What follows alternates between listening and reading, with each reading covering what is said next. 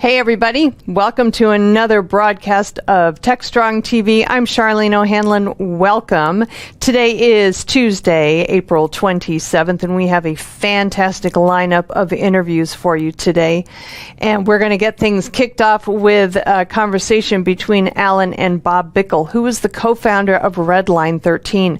Redline 13 is all about load testing, both free and almost free.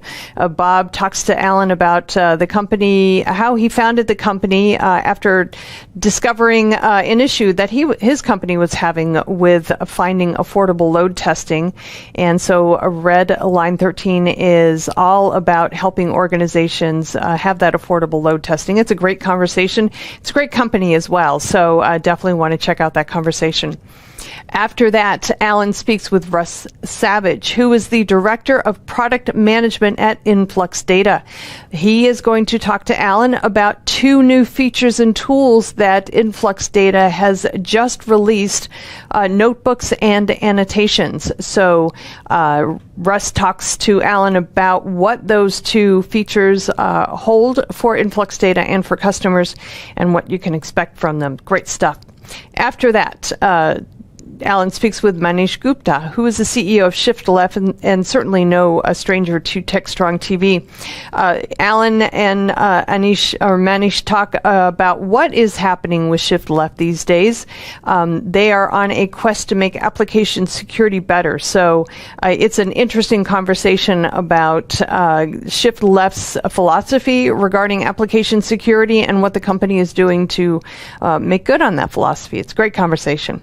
After that, we have a new episode of the Devops Unbound series.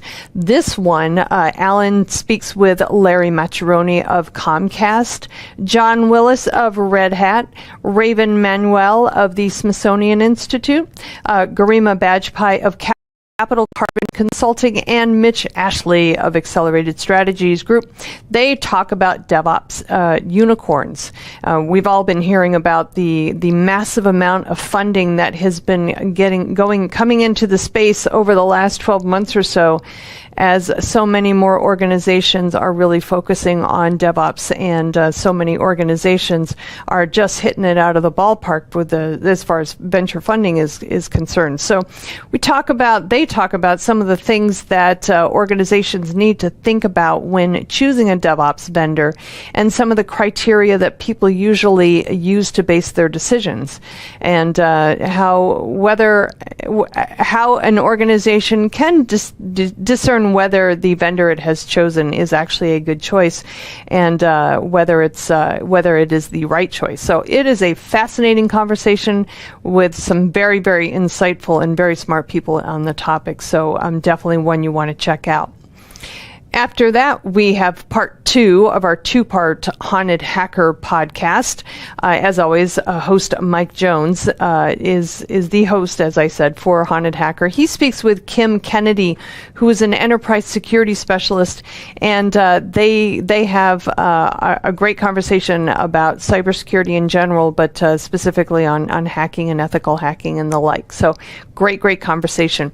After that, we have our Something Old segment. This one is from the most recent Cybersecurity Summit that we just recently held. It's a virtual summit. This one features Erkang Zhang and Tyler Shields, who talk about security. Security is not optional. Security is a basic right. This is a great conversation. They talk about some of how security considerations can become an integrated part of every technology team, and that security should be a basic right to all companies, not just those who can afford it. So they offer up some ideas for organizations to expand their security program using low-cost to no-cost initiatives, and how to focus on the right things that make a long-term impact, and not just kind of the Band-Aid security for a business. So it is definitely a presentation that is so relevant to so many organizations, and one definitely worth your time checking it out. After that, I come on and I have the news headlines for you. And then I have a conversation with John Kim, who is a co-founder and CEO of Sendbird. I spoke with John early in our TechStrong TV days, and he told me all about his company's collaboration messaging and collaboration platform. And Sendbird has been blessed with $100 million in Series C funding. And so John and I talk about what the company plans to do with the funding and what he sees in the market in general for collaboration technologies and messaging. And it's a great conversation, and Sendbird is a great technology, so definitely, again, you want to check that one out. After that, I speak with Patrick O'Reilly from CyberSaint. We discuss the idea of a risk-aware culture within an organization. Patrick says that it really needs to come from the entire C-suite and the board, not just the CISO. And that could be kind of fighting words maybe for some organizations, but it really does make a whole lot of sense if you think about the implications for the whole organization. Really having a risk-aware mindset and risk-aware culture should be really from the entire organization's executive structure on down. And that really does kind of pinpoint the security from an organizational perspective. It's a great conversation. I hope you can join me for that one. After that, I have the webinars preview, as always. Then rounding things out, we have the View with Vizard. Mike Vizard speaks with Dr. Bobby Blumofe, who I think it's Blumofe. He is the newly appointed global CTO of Akamai, and they talk about why so many workloads are now moving to the network edge. And this is definitely a topic that is growing in prevalence as more organizations look at pushing some of their applications and infrastructure to the network edge to process more data faster for better insight. And it's a great conversation. Akamai is one of the leaders in the space, and if anybody knows about the network edge, it's definitely Akamai and Dr. Bobby Blumofe. So it's a great conversation. Hopefully you can join us for that one as well. All right, as I said before, we have got a great lineup on today's broadcast, and we are going to get things kicked off right after these commercial messages. CISO Talk, to hear how real-world CISOs are dealing with today's real-world issues. From enabling secure remote workers to accelerating secure cloud adoption, defending against a pandemic of security attacks and beyond. CISO Talk covers the cyber topics you want to learn about. With your hosts, Unisys CISO Matt Newfield and Media Ops CEO Alan Schimmel, featuring a revolving panel of CISO cyber experts. This is where CISOs talk. Join us on digitalanarchist.com and techstrong.tv. All right, everybody, welcome back. We are going to kick things off with a conversation between Alan and Bob Bickel, who's the co-founder of Redline 13. Alan and Bob talk about Redline 13's addressing the problem of affordable load testing. It's a great conversation. Redline 13 is a very fascinating company, and it's a great conversation worth listening to, so let's get right to it. This is Digital Anarchist. Hey everyone, thanks for joining us on another TechStrong TV segment here. My guest this segment is Mr. Bob Bickel, Redline 13. Bob, welcome to TechStrong TV. Thanks a lot for having us. It's a pleasure to have you on here. Bob, as we were talking off camera, we've never interviewed anyone from Redline 13. We haven't interviewed you before. We're like the small, quiet company. Okay, I like a small, quiet company, but why don't we start there though? Why don't we share with our audience a little bit? Yeah, sure. Redline 13 is basically an almost free load testing service. So we have a free service, so you can go up to 10 virtual CPUs of load test agents against whatever application you have. And then if you pay us $500 or $2,500 a year, you can go unlimited in terms of the scaling. And so, we've basically developed this little service for ourselves and then decided to share it with the world. And what's happened is that people are kind of coming to us and finding us because we're so cheap and because we allow them to scale. And so what that's allowing, two things, is basically customers come to us and they either like have a big application they're about to release and they want to see if their application will scale, or they're kind of a more modern shop and they're a shift left type of shop. So they use something like Jenkins and they do continuous delivery of software and things like that. And so we fit into that because we're so inexpensive. So you can run as many tests as you want, no matter, even if you use the free version, or you can scale up. And we have customers that will emulate like 1.5 million users at a time. Wow. Where were you when I needed you, Bob? I remember back in the day at the last company I co-founded, we had to do load testing. And, this is 2005, 2004, 2006, like that range. And it cost a fortune, right? Because the choice was to bite the bullet and like build buy your own load testing equipment, and so we could use it over and over again, and spread that cost out, or to go outsource it to a load testing kind of service, if you will. It's like, the cloud's not really, it wasn't so easy to virtualize. And the software is expensive. Mercury Load Runner was the big application. Sure. And in my Bluestone days, I think we paid them like $150,000 for load testing software. Ridiculous, right? No, I know. And then the Exia hardware and the Mercury stuff. But as expensive as it was, the alternative was heroin, right? Because the alternative was every time you had a new release, you had to go shoot up, right? You had to go pay. So maybe you didn't pay 150, maybe you only paid 40, but you did a release a quarter and you paid 160 for the year anyway, right? Yeah. So, that what choice was that? And so something like this would have been like, a dream come true. Yeah. So my main job is actually, I'm the CEO of Give Sign Up, Run Sign Up, which allows races and nonprofits to put on events. We do event fundraising types of things. And we needed, for this instance where you had a 50,000 person race that was a sellout, we needed to make sure our system could handle that.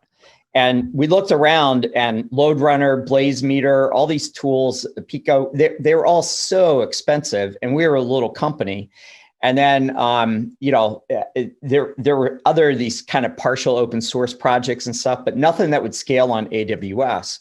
So we wound up building our own little tool that basically would spin up load agents on AWS.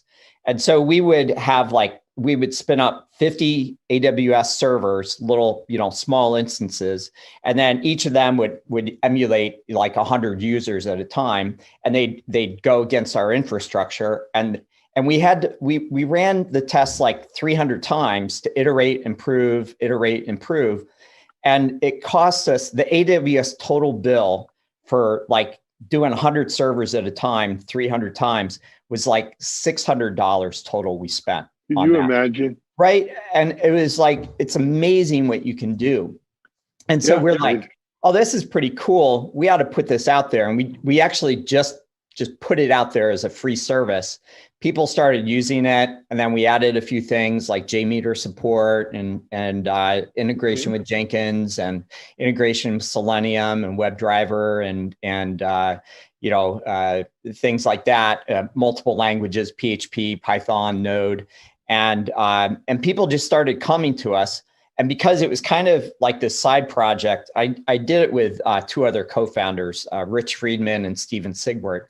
And it's kind of a side project, weekend project for all of us. But there's like a couple 100,000 tests have been run on it. Millions of hours have been run on it. It's crazy that people have adopted it. It really is. And it's really scaled beautifully for us and for our customers. Wow, good story. Let me ask, where did the name Redline 13 come from? Like a tachometer? You know how you want to redline your engine to see if it can stand the red line, right? Mm-hmm. So that's where Redline came in, and Redline was already taken as URL, and so was 1, 2, 3, 4, 5. No, we tacked on the 13 because that's like an unlucky number, right? So basically, this is to try to help you avoid being unlucky when you put out a new release. So. Excellent. And when you say it's open source or it's just free or both? No, it's not open source. It's free. It's a service. We run it. It's not really code that you got to run yourself. No, but what happens is that the load agents. So what happens is you've got your system you want to test against, and you want to have 1 million users. What we do is we manage the distribution of the load agents on your infrastructure. So you give us your AWS key so we can start up those 100 servers on your infrastructure. So everything is running in your environment, and all we get back are the summary data of that. And then we show you the pretty graphs of where you redlined and where you didn't, and things like that. Very cool. Do you so if I'm watching this and I'm saying, hey, this sounds really great, I'd like to give this a try, but I'm concerned, like any concern we get this a lot with open source and free products, which is, what do I do for support? What do I do if I want to, change something, or I want to, I want to order off the menu? How are you guys dealing with that right now? We're a long tail company, so basically come and try us out for free. If you like it, use it. If you don't like it, don't use it. The support, we actually offer support. We do email support.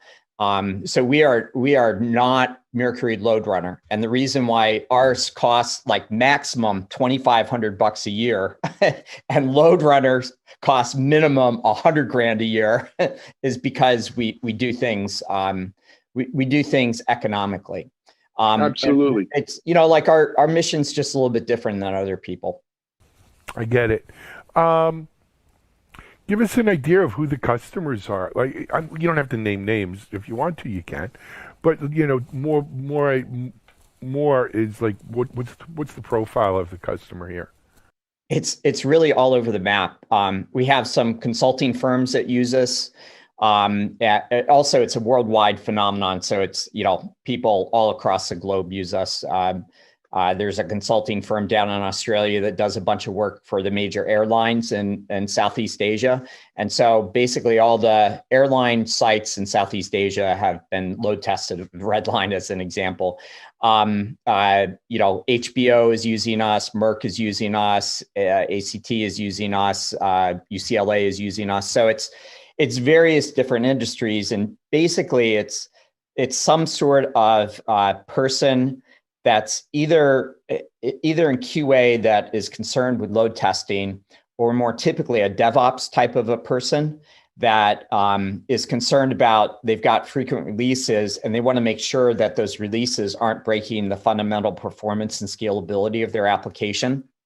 So they just weave it into their environment. So they're people that are kind of just concerned with getting the job done.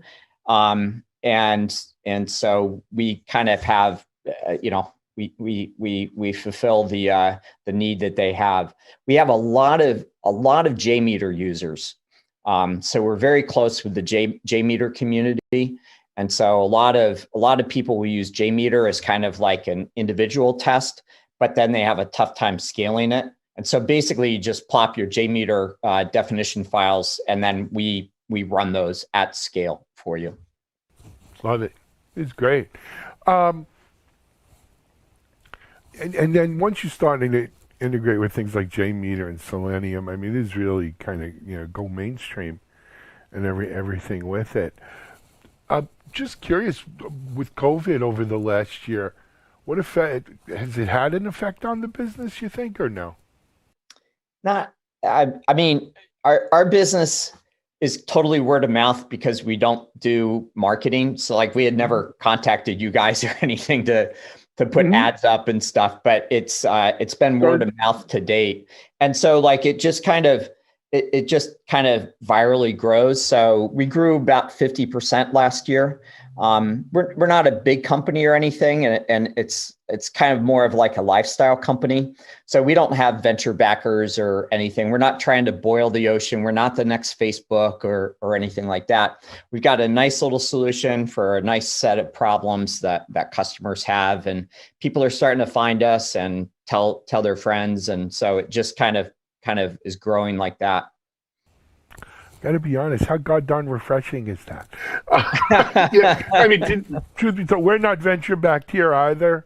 Yeah. You know, this started as my blog 8 years ago, and so it's you know, I sit back every day and kind of wonder what. Yeah, you put like one foot in front of the other each day, and it's that's what you do, right? You know, but I've also spent. Go ahead, Bob. I'm also on the venture side. So like I'm on the board of CloudBees, which is a venture backed company by, you know, Lightspeed and Matrix and Unusual. But you know, I you know, there's a side for companies like CloudBees, and then there's an opportunity for companies like Redline 13. Sure.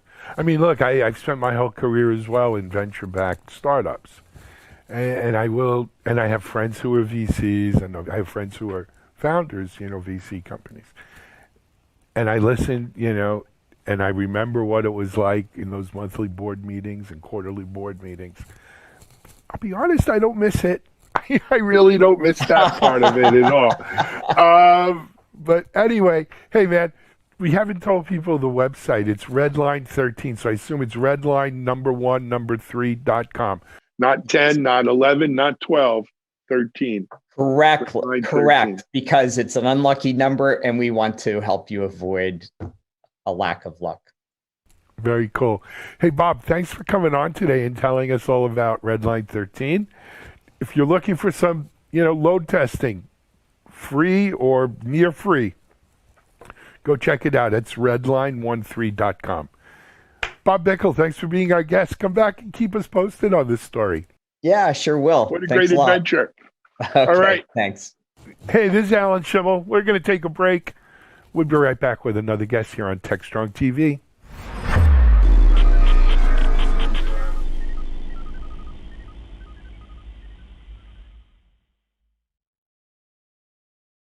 SecurityBoulevard.com is the leading resource for news, analysis, and education on challenges facing the cybersecurity industry. SecurityBoulevard.com covers all aspects of cybersecurity, including data security, DevSecOps, cloud security, application security, network security, security threats, and more. SecurityBoulevard.com has the largest selection of security content, featuring breaking news, blog posts, podcasts, and more. Visit www.securityboulevard.com to learn more. SecurityBoulevard.com, home of Security Bloggers Network. All right, everybody. Next up, we have a conversation between Alan and Russ Savage, who is the Director of Product Management at Influx Data. Russ tells us about two new features and tools that Influx Data has just released, notebooks and annotations. So we find out about both of them. It's a great conversation. Let's get right to it. This is Digital Anarchist. Hey everyone, thanks for joining us for another TechStrong TV interview. My guest for this segment is Russ Savage from the Influx DB team. Hey Russ, welcome to TechStrong TV. Hi, how's it going? Thanks for having me. It's a pleasure to have you on. We were talking off camera the last time we saw each other, well, it was in person, was in San Diego for KubeCon. That had to be, I guess that was still 2019. It's like around November or something like that. So, of course, KubeCon is coming back to California in person. They're trying in October in LA. So it'll be interesting to see. Maybe I'll see you there. Maybe not. We'll have to see how that goes. But anyway, it's great to have you on TechStrong, man. Yeah, this is awesome. I love joining you. So. Good stuff. So, Russ, I think our audience is pretty familiar with InfluxDB. Of course, you guys are the makers of the Influx Cloud, the open source InfluxDB as well. And then, Russ, why don't you just give them kind of your background a little bit? Yeah, so I'm Russ Savage. I'm director of product here at InfluxDB, and I work a ton on our cloud platform across a lot of our products, open source and cloud. And my background's in engineering, so I love getting hands on and playing with this stuff and using it every day. So very cool, Russ. We're talking about two new kind of feature product capabilities that are going to become part of the InfluxDB Cloud? Or is it Influx Cloud or InfluxDB Cloud? InfluxDB Cloud, yeah. All right, I want to make sure we get the name right. So, two new feature / products in there. Why don't you tell our audience a little bit about them? Yeah, love to. So InfluxDB Cloud, we're introducing two new capabilities today. It's what we call InfluxDB Notebooks and InfluxDB Annotations. So, stepping back, InfluxDB Cloud, we want it to be really custom built for developers building time series applications. And so we want to be the place, and we want to have all the tools and capabilities available. And so, what we want to provide is a really awesome building capability within our platform. And that's really what InfluxDB Notebooks provides. So it's an evolution in the capabilities and the building that we've had on the platform already. But it's bringing that together into a single place and allowing you to really kind of turbocharge building, debugging, and interacting with our platform. The key piece as well is what we want to promote and want to provide is a great space for teams to collaboratively develop and interact with their time series data. Notebooks provides the foundation for that, and we'll continue to iterate and grow as we go forward. And that's really where kind of annotations on top of your time series data come in as well. And so annotations allow teams to quickly provide additional context to the data and anomalies that they're seeing, and really make sure that kind of the communication happens in real time in the platform. And so, people aren't investigating the same anomalies, and they can kind of share that information. Okay, very cool. Now, both of these are available presently? So InfluxDB Notebooks is available right now to everyone in an InfluxDB Cloud account. And Influx Annotations is coming very soon. We're putting the final touches on it. It should roll out here in just a few days. And the great thing about cloud is we can continuously improve the product, and so you'll see it turned on in a couple days. Good. Russ, you mentioned for Notebook, if they're already an InfluxDB Cloud user, it's available to them. So there's no extra charge for this. Is that or there no. Maybe I'm getting it wrong. No extra charge. No extra charge. So again, this is a new builder experience for people developing and building on top of our platform. And so, we want to make building on our platform as easy as possible. So this makes sense to roll out and give to everybody and grab feedback from everybody as well. Absolutely. I thought so, but I didn't want to, I didn't want to assume. So, I assume both of these feature / products have been kind of beta tested and focus grouped and stuff like that. What's been the feedback from users so far? Yeah, we've been testing this over the past couple months. We've definitely been testing it internally and also with a subset of early access users. And what's kind of really people are interested in is they want to tell stories with their data. And so I think what kind of bubbles to the surface here is, people have been telling stories with their data for a long time. They've been using dashboards as a way to tell those stories in a lot of cases. And people are looking for more interactive and more intuitive interfaces to tell, tell stories with more context. And so, I think one of the things that came out of this is not only the additional capabilities that have come out of notebooks, but we see users starting to tell more detailed stories with the data. So they're able to tell those stories to the rest of their team, interact with that data in real time in their UI in the browser, and really kind of provide that additional context to this raw underlying data, right? It's all about turning that raw data into knowledge, which is where the actual value comes out of your data. Very cool. Russ, with everything that's gone on in the last year, 14 months, how's that affected rollout of two? I mean, these are pretty big, meaty, big and bouncy, as they used to say. I mean, these are big feature sets here. How is, the environment that we're working in now either hindered or helped or really neutral to rolling these? Yeah, it's a great question. So we, what we've seen, we've definitely seen a shift in how people are working with our platform and with our data. I think the focus on teams and the focus on collaboration is just stronger, right? When you can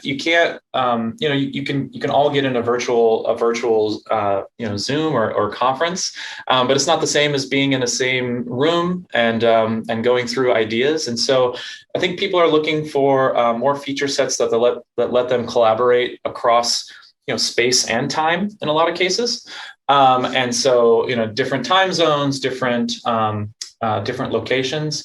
And so, we see people adding more and more users into their cloud account. And again, looking for ways to provide that context about the data that they're seeing, out of bounds. And that's where, a lot of the feature sets that are coming out of InfluxDB notebooks and annotations, and just where we're driving a lot of our development of making a great experience for builders of time series applications. That's where a lot of that is kind of shifting towards, which I think is great. We ourselves, we're a completely 100% remote company, and so we leverage this technology every day to provide context and investigate anomalies and changes in the data. And I think our customers are getting the same experience, which is great. Absolutely, great stuff, man. Russ, as if this isn't enough, what you've already done. But what else you got up your sleeve over there at Influx? Anything else you can tell us about coming down the pike? Yeah, so notebooks, and these are just the beginning, really. So what we're looking for is bringing the really awesome part of this, for us internally. It's not immediately apparent to our users, but it really provides a really stable foundation to create new experiences and create new building experiences on our platform. And so what's coming down the road in future installments, we'll be able to test and try out new experiences for working with your time series data in a much more rapid and interactive fashion. And what you're going to see is the capabilities expand to include, building any resource that you need on top of our platform. And so look for different experiences for building, for example, background processing tasks and maybe alerts and notifications coming down the road, which is really exciting for us and our users. And on the annotations front, I think you're going to start to see more work involving layering event data on top of your time series data. So right now it's very custom and very ad hoc, users adding context to the graphs themselves. And what you're going to start seeing is more automation and the ability to combine event data and metric data in the same view, and bring that to other interactions in the platform. So, we're really excited about that. I think it's going to be really powerful for teams working with their data. Absolutely. Sounds great. You know what we didn't tell people, Russ? Where to go find out more information? Yeah, all of this is on influxdata.com. Our cloud account, our InfluxDB cloud account, it's free to sign up. There's no credit card needed. You can get in there, get your hands dirty with all of these capabilities. They're all available to you. Load your data in, play around with it, and let us know what you think. We're really excited to hear your feedback.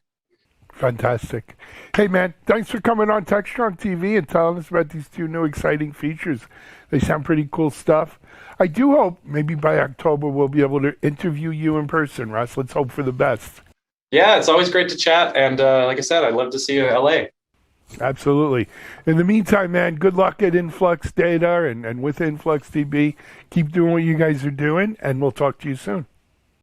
Yeah, sounds great. Have a great day. All right. Russ Savage, Director of Product at Influx Data and InfluxDB Cloud. Here on TechStrong TV, we're going to take a break. We'll be right back.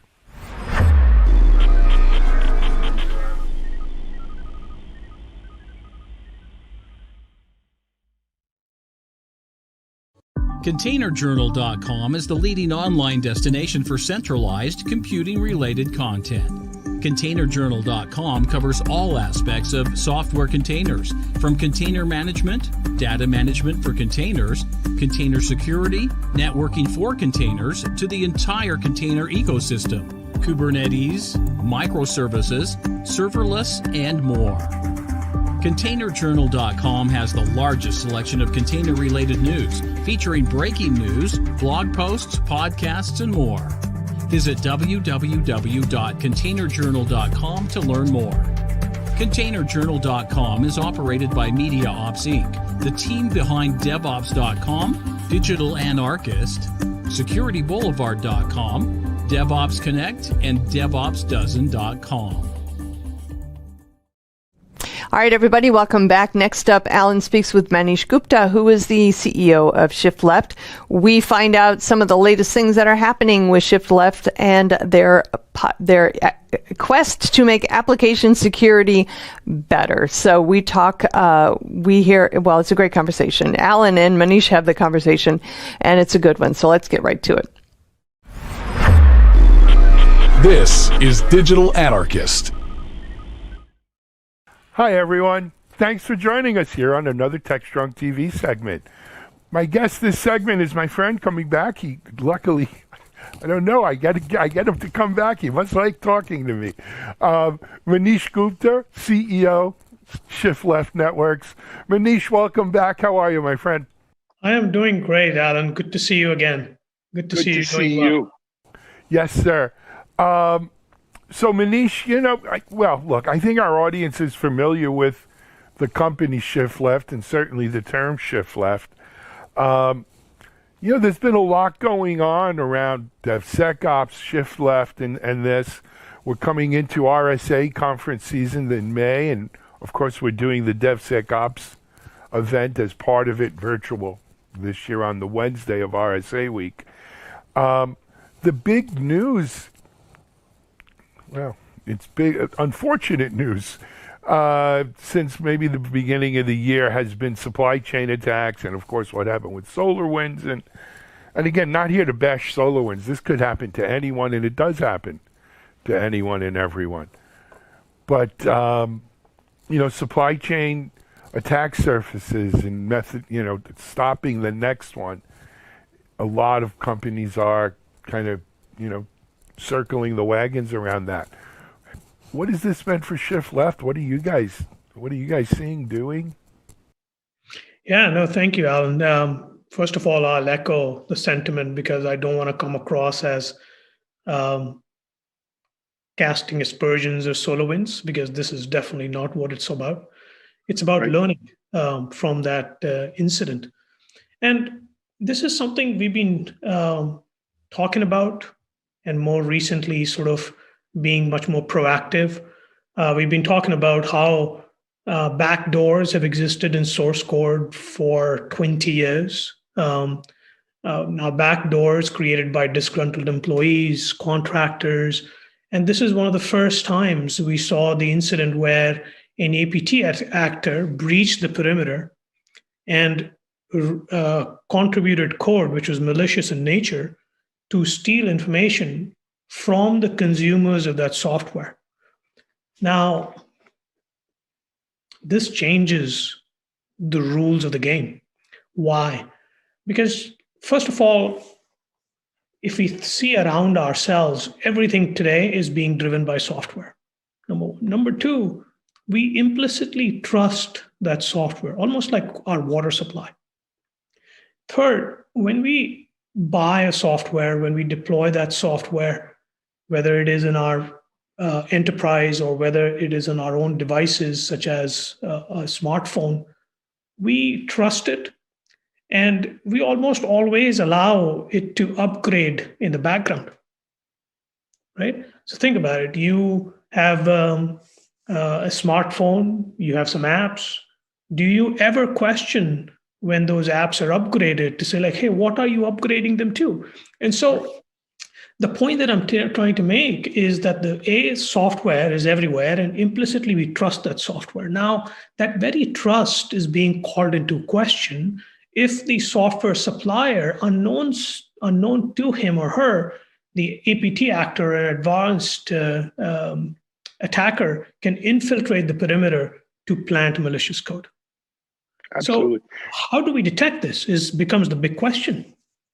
Yeah, that's a really big question. And Manish, look, you and I have been in security a long time. I remember a day before Microsoft had Patch Tuesdays, right? And all of that, where you didn't automatically upgrade your software. But software was only upgraded once or twice a year anyway. Right, and there wasn't that many upgrades.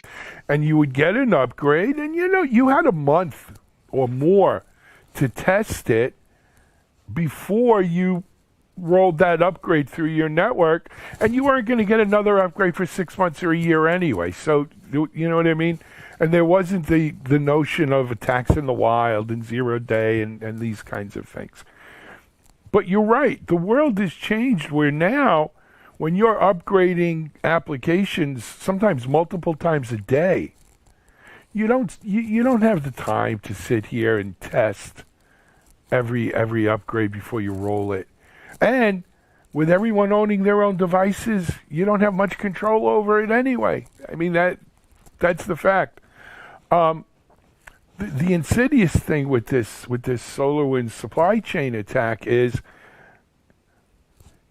and again, it could be they had lax security, bad passwords. I've seen a lot of, rumor and innuendo, but this APT, attack member or attack unit was able to get into the build, right? The CI/CD build, and inject code into the build pre-deployment, right? I mean, think about that. That is, as you said, this is a whole new ball game, right? This is a whole different. This is a different animal. Correct, and it was done very surreptitiously, which is why it was very hard to detect.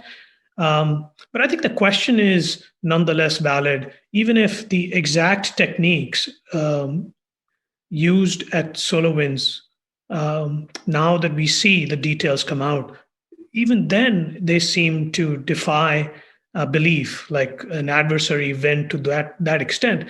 But Alan, this is something that I saw firsthand at FireEye, is once an APT attacker used their sophistication, their months and years of preparation to conduct an attack, they essentially showed the world how to do it. And soon that attack type became a common usage pattern across the more prevalent attacks. And so this time is not going to be any different.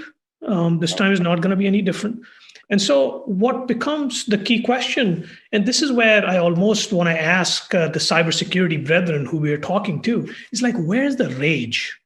We spend $30 billion a year on endpoint and network security. We've been doing this for like 30 years.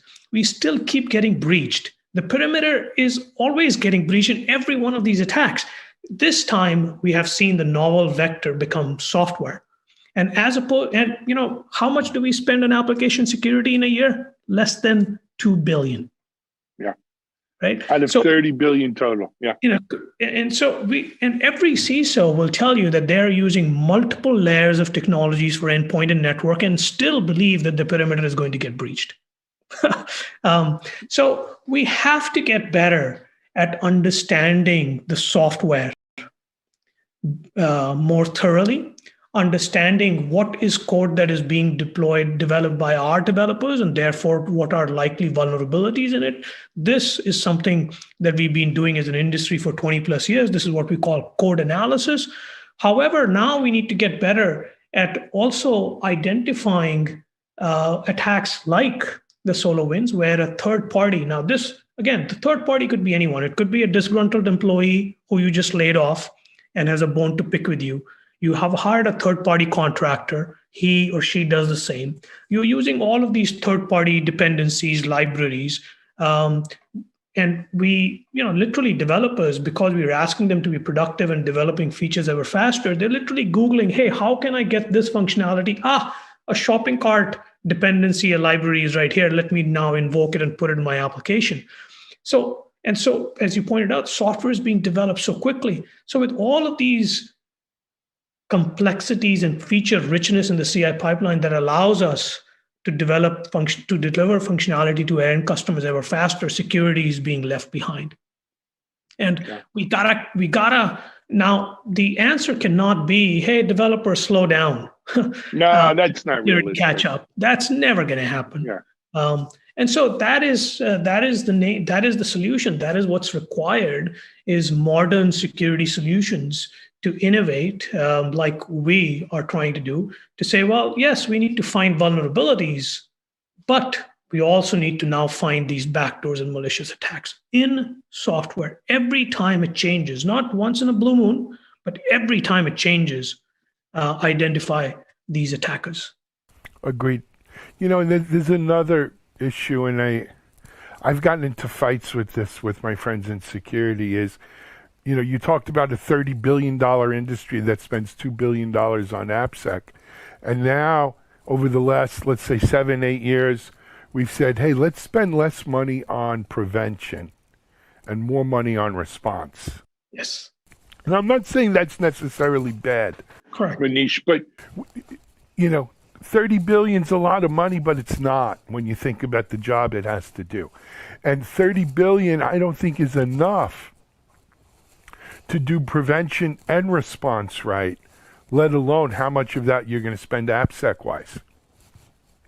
I think the fact is, if we're serious, and where is the rage? I don't know.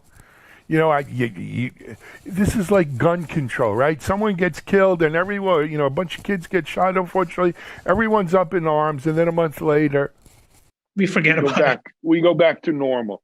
Same. Everyone's up in arms about this, and the Microsoft had an incident, and 2 months later, it's back to normal. I don't know what it's going to take. I don't know, right? I do know companies like Shift Left, other companies, are serious about the problem, are trying to get solutions out there. But, it's also a little bit like the French in the Maginot Line in World War II, because as soon as we get smart about how to stop the next Solarwinds, the real bad guys, those real bad actors, not the copycats, the real bad guys, are fighting the next front, or they're opening the next front in the war. And look, why do you think security people get depressed and have substance abuse issues and all of these things? It's hard. It's a hard life. It is, but I think Elon Musk says it well. We got to get to first principles thinking. Yeah. And I think we could benefit in security to think along those same lines.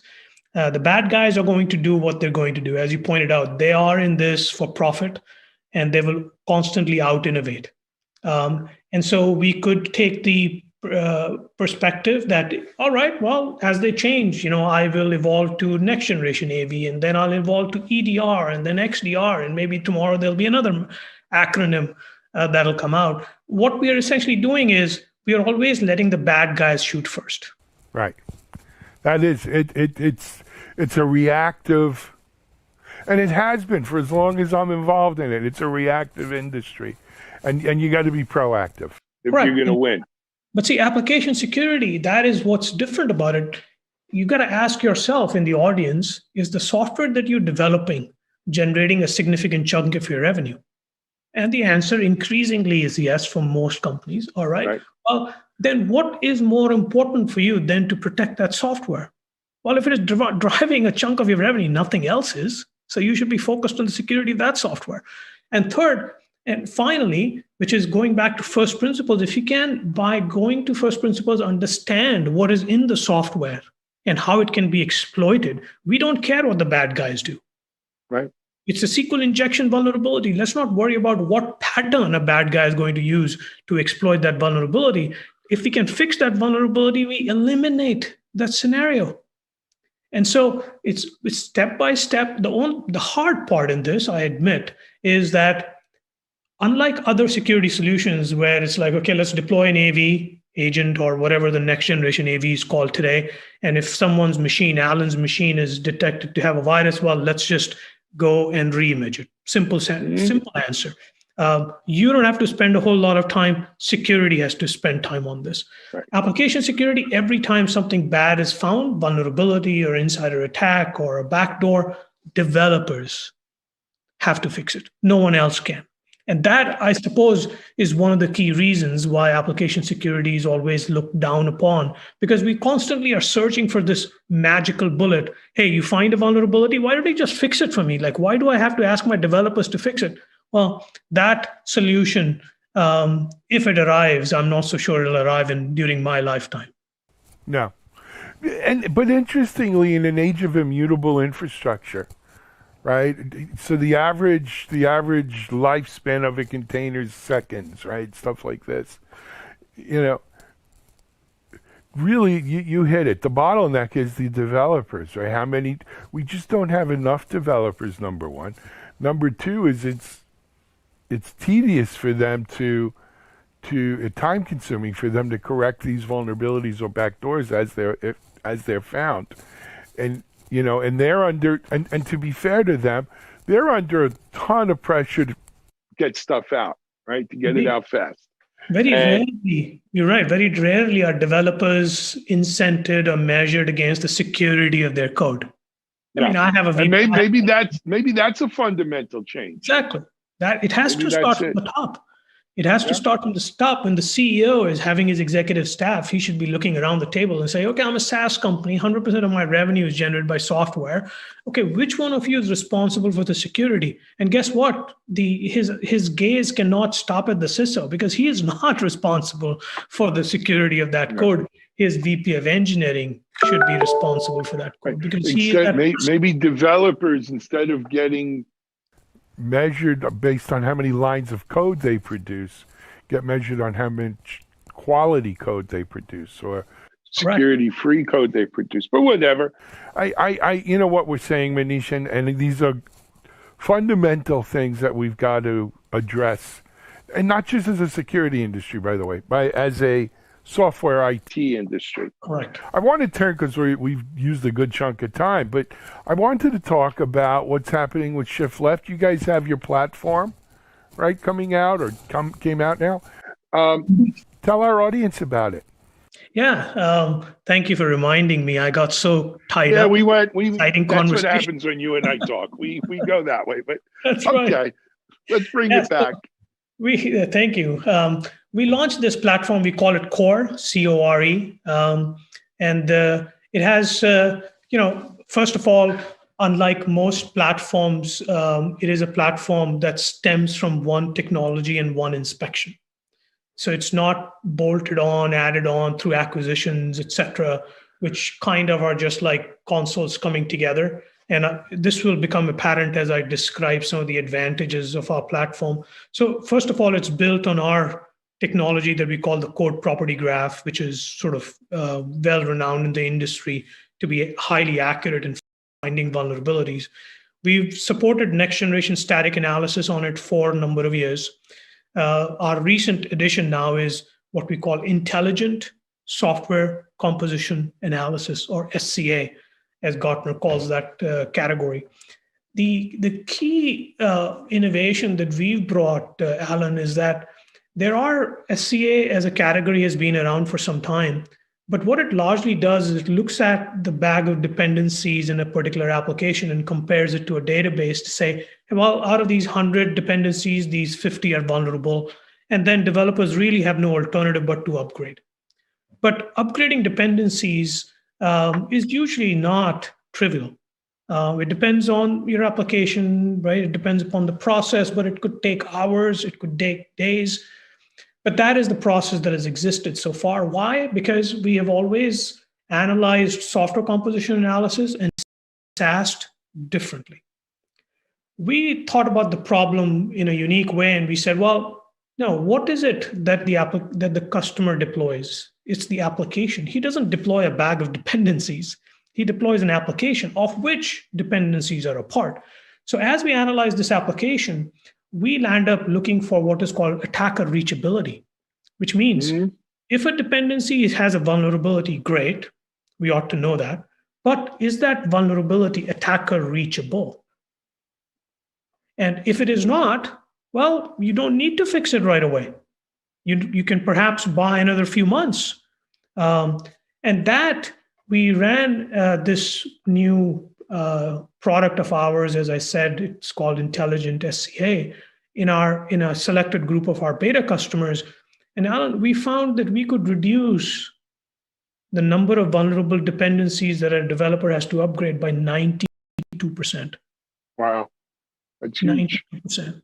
That is huge. So for every 100 dependencies that your audience is upgrading and taking, let's say, 100 hours, just to use a rough math, we can reduce that down to 8. Now, it does depend on your applications and your dependencies, so I cannot promise that every time it's 92%, but it's directionally correct. So that is the second element that we introduced as part of this platform. The third is what we call, Alan, shift left educate. And what was happening was, we were talking to our customers, because what we find happens in application security is every company has lots of vulnerabilities. The problem is not to find more vulnerabilities. The problem is to get better at fixing them. And so we asked customers when they were not fixing vulnerabilities, we asked the developers, hey, why aren't you fixing this vulnerability? And 3 answers usually come up. 1, what is SQL injection? 2, how do I fix it? 3, what happens if I don't fix it? And that got me thinking, and my son has recently graduated from Purdue with a computer science degree. And so I asked him, hey, Abhi, did you ever take cybersecurity courses as part of your education? He said, no. Nope. There it is. So developers, and he's an engineer, I won't share the name of the company, but he's developing code.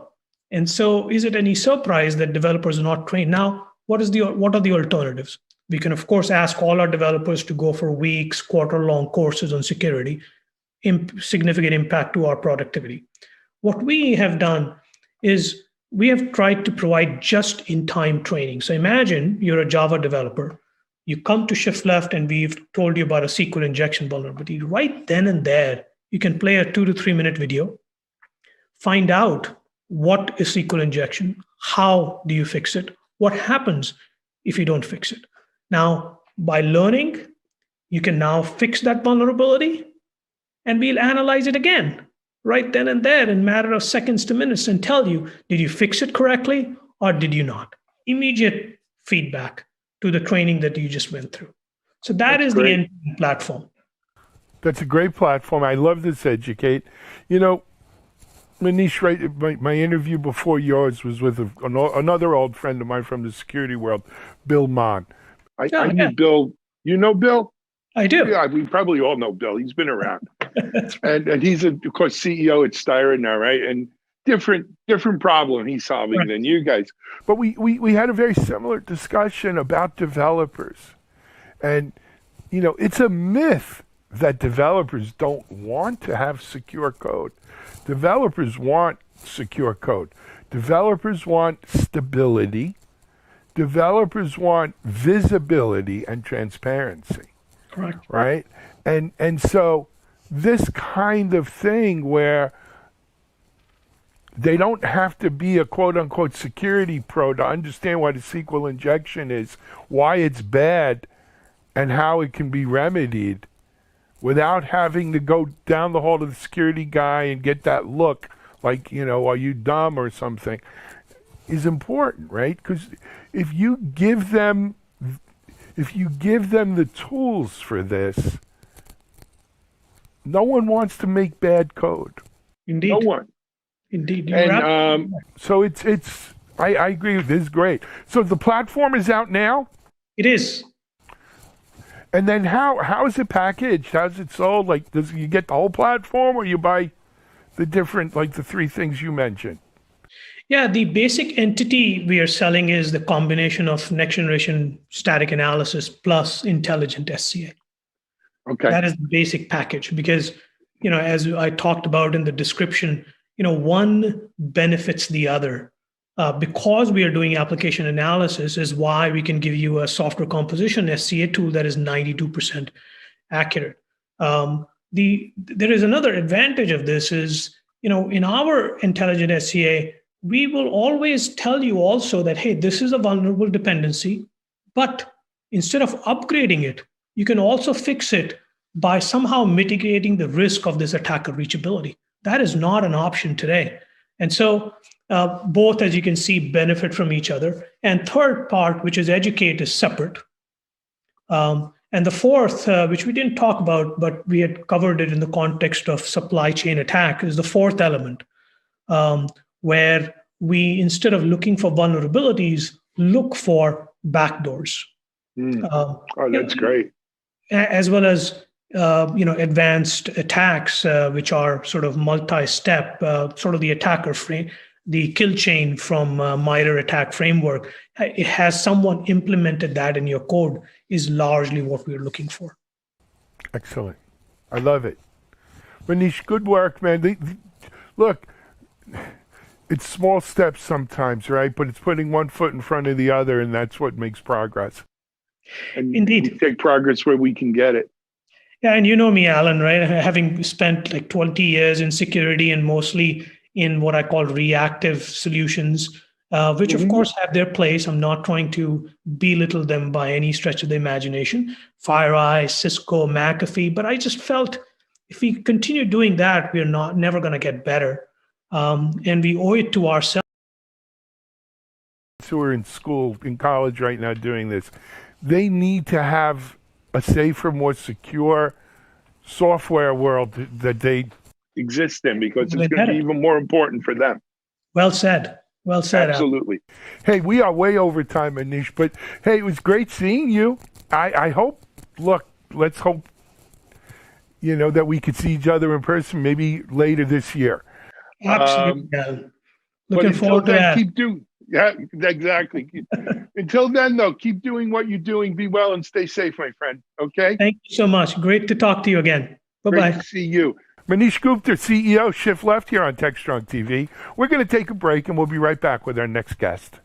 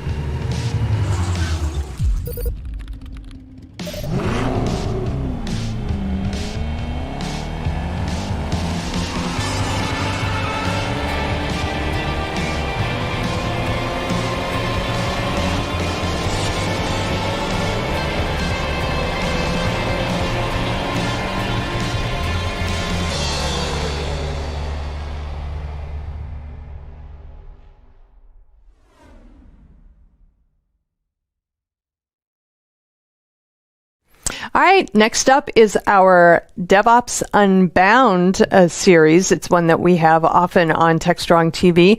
This is a panel discussion between Alan and Larry Maccheroni, who's with Comcast, John Willis from Red Hat, Raven Manuel with the Smithsonian, and Garima Bajpai of Capital Carbon Consulting, as well as Mitch Ashley from Accelerated Strategies. And they talk about DevOps unicorns and what the kinds of things are that organizations need to consider when they are choosing a DevOps vendor, criteria people use to base their decisions, and so much more. It's a great, great discussion among some very, very smart people. Let's get right to it.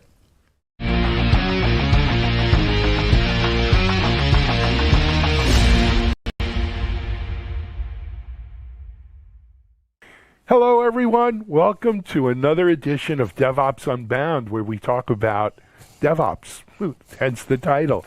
Thanks for joining us. This episode is titled DevOps Unicorns, the quest for end-to-end DevOps. You know, I've been in IT 30 plus years, and there's always been this tension or this pendulum that swings between the one throat to choke versus the best of breed solutions in any area. Today it's DevOps and software delivery and deployment. But in anything, in the security world, in everything, in hosting and infrastructure, it's always been a common theme. But it's really, really becoming acute within the DevOps sector now. And we've assembled what we think is a great panel to discuss this issue. Let me introduce you to them, and we'll go from there. First of all, I want to welcome, to a panel for the first time in a long time, my friend Larry Maccheroni. Larry, welcome to DevOps Unbound. Give people a little background if you don't mind. Oh, sure. Thanks for having me here, Alan. First of all, I want to say, so I launched the DevSecOps transformation program at Comcast and grew that for 5 years. And I'm a developer at heart, though. So I was sort of the ideal person to take what was actually becoming more common outside of big enterprises, DevSecOps, and try to actually do a dev-first approach inside of a large enterprise like Comcast. And so all my experience was around that. Recently, last 5 years is around that. Excellent. Next, let me introduce you. She's a repeat visitor to DevOps Unbound. Garima, if I mess up your last name, I apologize in advance. But Garima Bajpai, close? Almost, yeah. So I'm Garima Bajpai. I'm based out of Ottawa, Canada, and I'm the founder for the DevOps community of practice here in Canada, which has 3 chapters, Toronto, Ottawa, and Edmonton. I'm also the organizer for the DevOps Summit in Canada, which happens in November 8th and 9th. And I'm also associated with organizations like DevOps Institute as an ambassador, as well as CD Foundation as an ambassador. Fantastic. And Garima, I apologize on your last name. My bad. I'm trying to read it, and the monitor's too far away from me without my glasses. But thank you for correcting me, and welcome. Next up, another good friend of mine, actually a business partner on Digital Anarchist, and though that's not his full-time gig these days, he's very busy with his Red Hat career. The one and only Bachagaloop, John Willis. John, welcome. Thank you, sir. Thank you, Alan. Hey, yeah, John Willis, Bachagaloop on Twitter. My current day job is in a team called Global Transformation Office at Red Hat. I'm sort of blessed to be on a team with Andrew Clay Schaefer, Kevin Baer, the co-author of the Phoenix Project, and Jay Bloom. Mike, just quickly, I've been in the industry for 40 plus years, 10 or 11 startups, 12 books, if somebody's counting. Probably the most notable is the co-author of the DevOps Handbook. Also was involved in basically the starting and building of the original DevOps Days. Was the only American at the first DevOps Days. And then Damon Edwards and I created the first DevOps Days event in the USA. Yep. And that's only a partial list, John. Thanks for joining us today, man. And then I want to introduce, she's off camera right now, but hopefully when you're watching this, at least you get to see her picture. But she's having some video difficulties, but happy to have her on audio.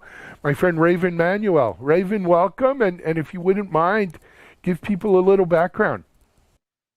Thank you, Alan. I do appreciate being on your show. It is awesome. It makes me laugh. I am the senior application developer for the National Museum of African American History and Culture. And I'm also the DevOps engineer for that particular unit. As a developer, I implement some of the hands-on interactives that you play with in the museum. And as a DevOps engineer, I am in charge of just about everything that's DevOps, from the cloud solutions and how we, from the application development side, how we're using cloud and the tools and writing strategies and keeping my leadership informed of all of the good things that are out there. Fantastic. And Raven, welcome and thanks for joining us today. Last but not least, my co-host here on Devops Unbound, Mitch Ashley. Hey, Mitchell, welcome. You want to just introduce yourself? Great to be here. Man, what a panel. I'm so excited to be with these folks on today. Yeah, I head up Accelerated Strategies Group, analyst firm focusing on, of course, DevOps and digital transformation, as well as cybersecurity and cloud, and also serve as CTO with MediaOps, so heading up the platform strategy and technologies that we use to deliver programs like this. So like John, I think we've been probably in the industry about the same amount of time, and I have 0 books to my credit. So he's made a lot more progress in those areas, but also a startup person and, run a lot of software projects, product, as well as IT groups, as well as on the vendor side. So this will be a fun discussion. Absolutely. I should mention Devops Unbound is sponsored by our friends at Tricentis. To give you an idea of what a great sponsor they are, they don't even have anyone on our panel today, but they do enable this show to go forward, every other week. So many thanks to Tricentis. So John, I laid it out, right? It's the one throat to choke versus best of breed. Do we, how many vendors can we support? How do I package solutions that are more than just point solutions? Or maybe I just want point solutions. What's the answer here, John?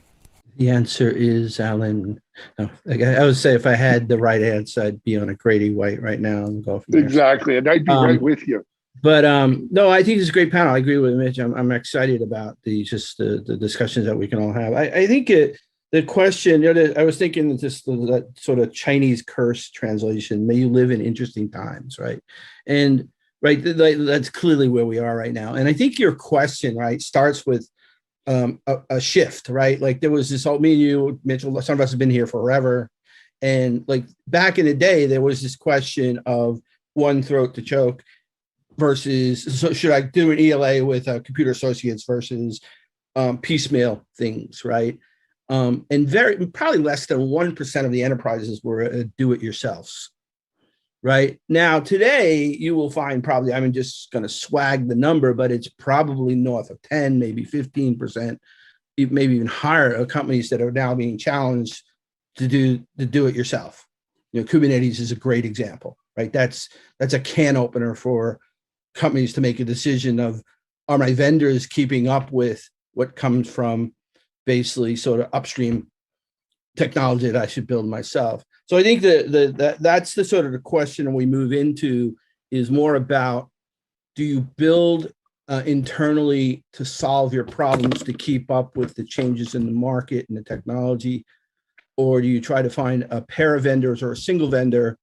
And there really is very few single vendors that can give you the whole scope of, what's going on in modern technology today. So I think that's the question that I think we'll have fun just talking about today. No questions. I don't disagree. Panel? So, Alan, this is Raven. I agree with you, John. I think one of the things, because that's a struggle for me and my organization, is we need help with implementing DevOps. But I think that vendors are very tool focused, and and the tools are like the third priority in the stack of there.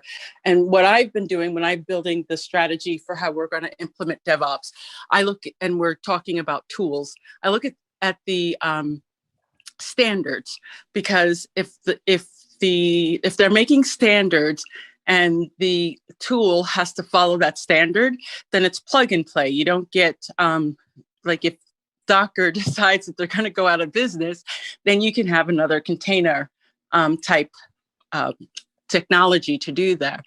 So when we are looking at vendors, we actually kind of do a piecemeal, because we're really unicorns. We're not a software company. We don't have software products. We have digital products, and they're all one-offs. And so it really just depends on what fits for us. So we don't really go for the one vendor solution. We actually go for who can help us get to where we need based on our business problem. Excellent. Sure. And I wanted to add a few things, because when we drill deeper into this conversation, we will find out that there are two sides of this coin. One part is where an organization from a maturity perspective is. And the second thing is what are the vendor-centric capabilities you're looking at. But if you look at both sides of the coin, there are three things which are needed to calibrate these DevOps tools in the overall context. The first thing, and this is, I want to reiterate the fact, because very large, complex organization background, that it is very essential to have an enterprise architecture view. So I would suggest and recommend that before even, taking this approach of, single vendor or multi-vendor, discussion, we need to kind of break down what are the key capabilities which are needed. So whether it's a single vendor which can provide you that enterprise IT architecture capability, or it will be your organization who will be doing it. So that's essential. The second thing I think which is also essential is the orchestration layer. You'll have to have that governance of total cost of ownership, compliance, security, identity access management. And that orchestration layer has to be there to stitch all your calibrated DevOps tools. So it's a question of whether you want to kind of build it in-house in that organization, or you kind of, have a vendor-centric approach where this capability should be or could be, brought in. So these are like two things, and then you start calibrating these DevOps tools. So you don't have to, look at the foundational aspects of, compliance, security, governance, total cost of ownership, and the job becomes much more easier. And the question is that, how to bring these DevOps tools and enable business value. So I want to riff off of that orchestration layer idea, but I want to backtrack a little bit on sort of we have a binary sort of difference here between unicorn and best of breed. But I think within the unicorn bucket, there's really two major flavors of unicorn that are wildly different. And so I want to sort of bring that out. You have these Frankenstein that are piecing together acquisitions into this monster, and those are not pleasant experiences. And the only benefit you get out of one vendor in that case is really the contracting benefit of having a single master service level agreement. You're not getting an integrated product that really allows you to actually smoothly do the workflow, insist in the workflow that developers are using to produce value for your company. And then you have this other class of unicorns in the DevOps world, but less so in the security world, and I'll talk about that in a second, which have taken a marketplace approach. And this is not a DevOps vendor, but I think the first vendor to really pull off this marketplace approach was Atlassian. They had one product that was really great, but they said, okay, plug into this product. And they created APIs and they created toolkits and they created a whole community. Most of those people did it for free and they just sort of did it for themselves and then they shared it with the community. But some of those people became vendors and sold their product in the Atlassian marketplace. And then Atlassian acquired those. They were already pre-integrated with Atlassian's other offerings when they got acquired. And so their acquisition unicorn approach doesn't look like a Frankenstein's monster in the end, because they were built with the APIs of the vendor in place. And I think GitHub is definitely taking that marketplace approach and pulling it off really well, even into the security space. And so I think that kind of unicorn, and GitLab to a lesser degree, that kind of unicorn doesn't suffer from that Frankenstein monsters sort of problem. No one in the security space has really pulled off the marketplace approach yet, though. We have some Frankensteins and Frankenstein monsters over there, but we don't have a full sort of marketplace approach. And I'm waiting for somebody to do that. I think that's going to be the big win. I'd like to do a whole podcast on that, because that's all I've been thinking about right now is what is the end to end on security. But like, if I got into it now, it'd take up way too much time. So I did want to comment on some of the things. The first, Raven, I think the interesting thing about standards, I agree, right? The problem we have right now is figuring out which standards are actually going to last, are malleable, right? I mean, that's one of the things I've been really working hard on, is looking at like OSCAL versus OVAL versus SCAP versus, just NIST 800. I mean, there's just so many things that, and they all sort of have a little bit of different approach. So that I agree. The question we have to deal with now in these sort of, may live in interesting times is, it's like picking sort of an early vendor. Like, I like this vendor technology, but are they going to be around? Are they going to get acquired by a company that I don't really want to do business with? I think the standards is just, it's such complicated. Just the other thing I wanted to say is, I think that for vendors, and I'm not, that's because I work for Red Hat, because I will say right now that the thing that, like, in the grand scheme of technology, if you're going to go all in a vendor, look around. I'm going to say this, I'd love to be corrected. And I'm not saying, Red Hat because I work at Red Hat. Anybody knows me, I'm not a shrill for any vendor I've ever worked for, but it's VMware and Red Hat, right? They can keep up with, because you got to have, in this world, you have to have people on staff, their full-time job are contributors to an open source project, and if you think about what's going on with like Kubernetes and clusters and serverless, you think of the two companies that are positioned really well at that sort of scale version to be able to keep up with the complexity and change of technology because they've put the resources in. There's a longer list that you could probably make after that, and I'm not including the cloud providers either, because that's a different story. Anyway, those are two comments I want to make on some of the things that people talked about. I just wanted to jump in. What's fascinating about this conversation is how diverse and complex it is, right? There are a lot of aspects to consider, whether it's an enterprise architecture like Garima's talking about, John's talking about, who are the vendors can pull it off. Larry is too, if you're talking about sort of this roll-up strategy, but a truly integrated strategy. I think another dimension to consider is every organization has a DNA about how they think and operate when it comes to vendors and software and tools. And while I'm not always an advocate of go with the flow, sometimes when you're thinking about how do we have something adopted, think about how the organization operates. If you are a kind of a large tool vendor, let's work with, Red Hat, Broadcom, or whoever it might be. Think about that. That's oftentimes, save yourself some brain cells and live a little longer. There's also the innovation curve, and some of the best ways to ride the innovation curve is the open source route and the vendors that are built around that kind of a strategy. There's combinations of all those. So I guess the thing I would add to the consideration, the conversation here is about how you match up your strategy with the DNA of the organization so you can accomplish as much without killing as few brain cells as possible. And thank you, Mish, for bringing up this point of DNA of an organization. I think that this is a powerful dialogue which we are having.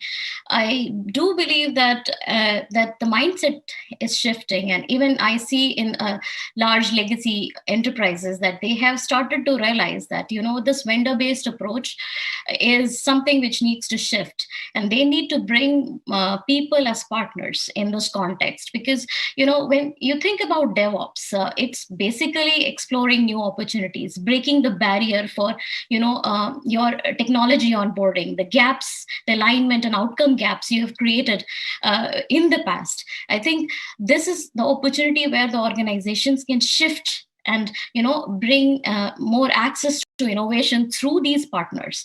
So I truly believe that there are softer aspects of this conversation as well, which we need to kind of consider, that traditionally how contracts are modeled, how we look at these DevOps tools from a vendor perspective. How can we bring them as partners? What will need to change if we start doing that? It's not kind of done overnight, right?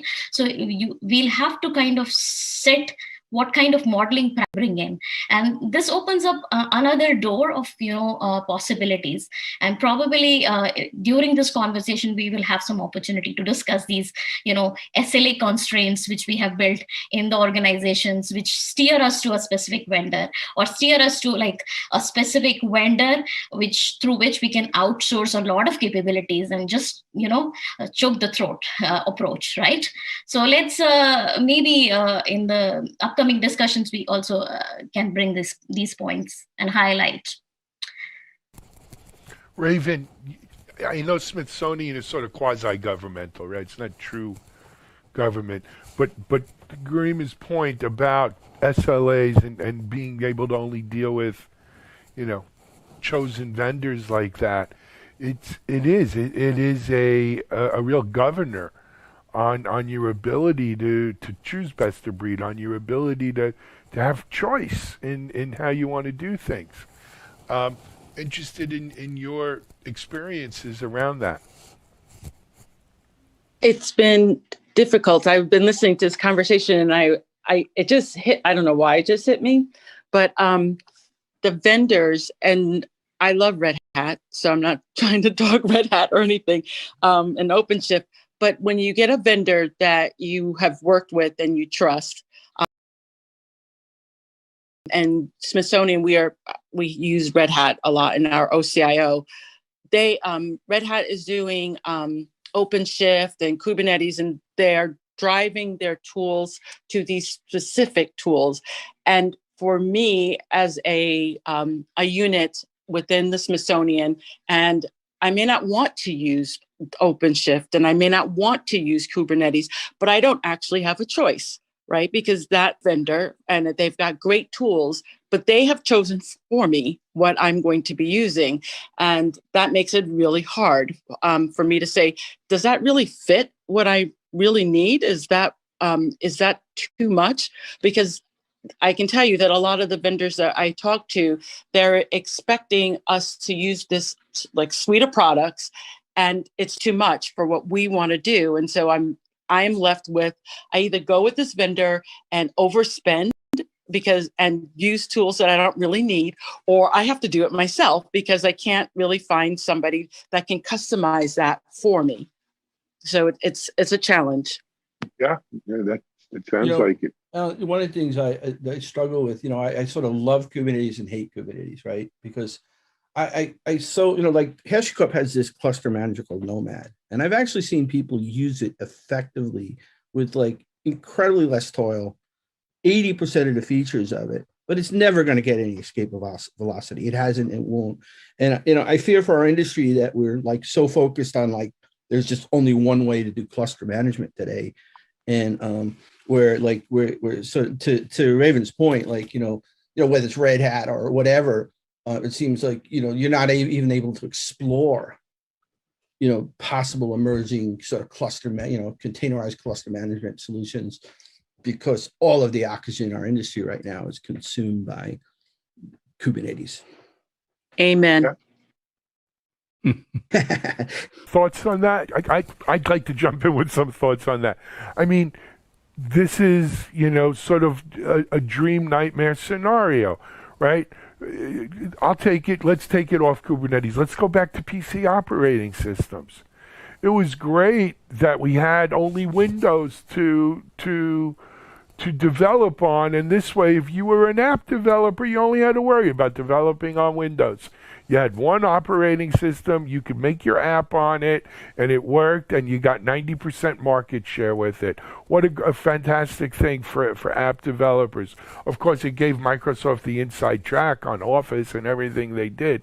And from a security point of view, what a big, fat, juicy payload that was, right, to go attack. So, then we started seeing, for as long as I'm in IT, this is going to be the year of the Linux desktop, right? How long have we heard that? That's, but, and then of course Mac, resurfaced. But this is, like, we strive for some uniformity. We strive for Kubernetes to be the standard because it's open source and it's run by a foundation, and we want a standard. But then we chafe at, hey, we all can't fit into that same standard. We want to be our own unicorn, right? And that's really what we're talking about here today. If you go back to early, John, you sold a company to Docker before Kubernetes dominance, right? And there were several cluster management solutions vying. Right, there was Mesiosphere and Rancher had their own. Yeah. You remember, yeah, rest in peace, exactly.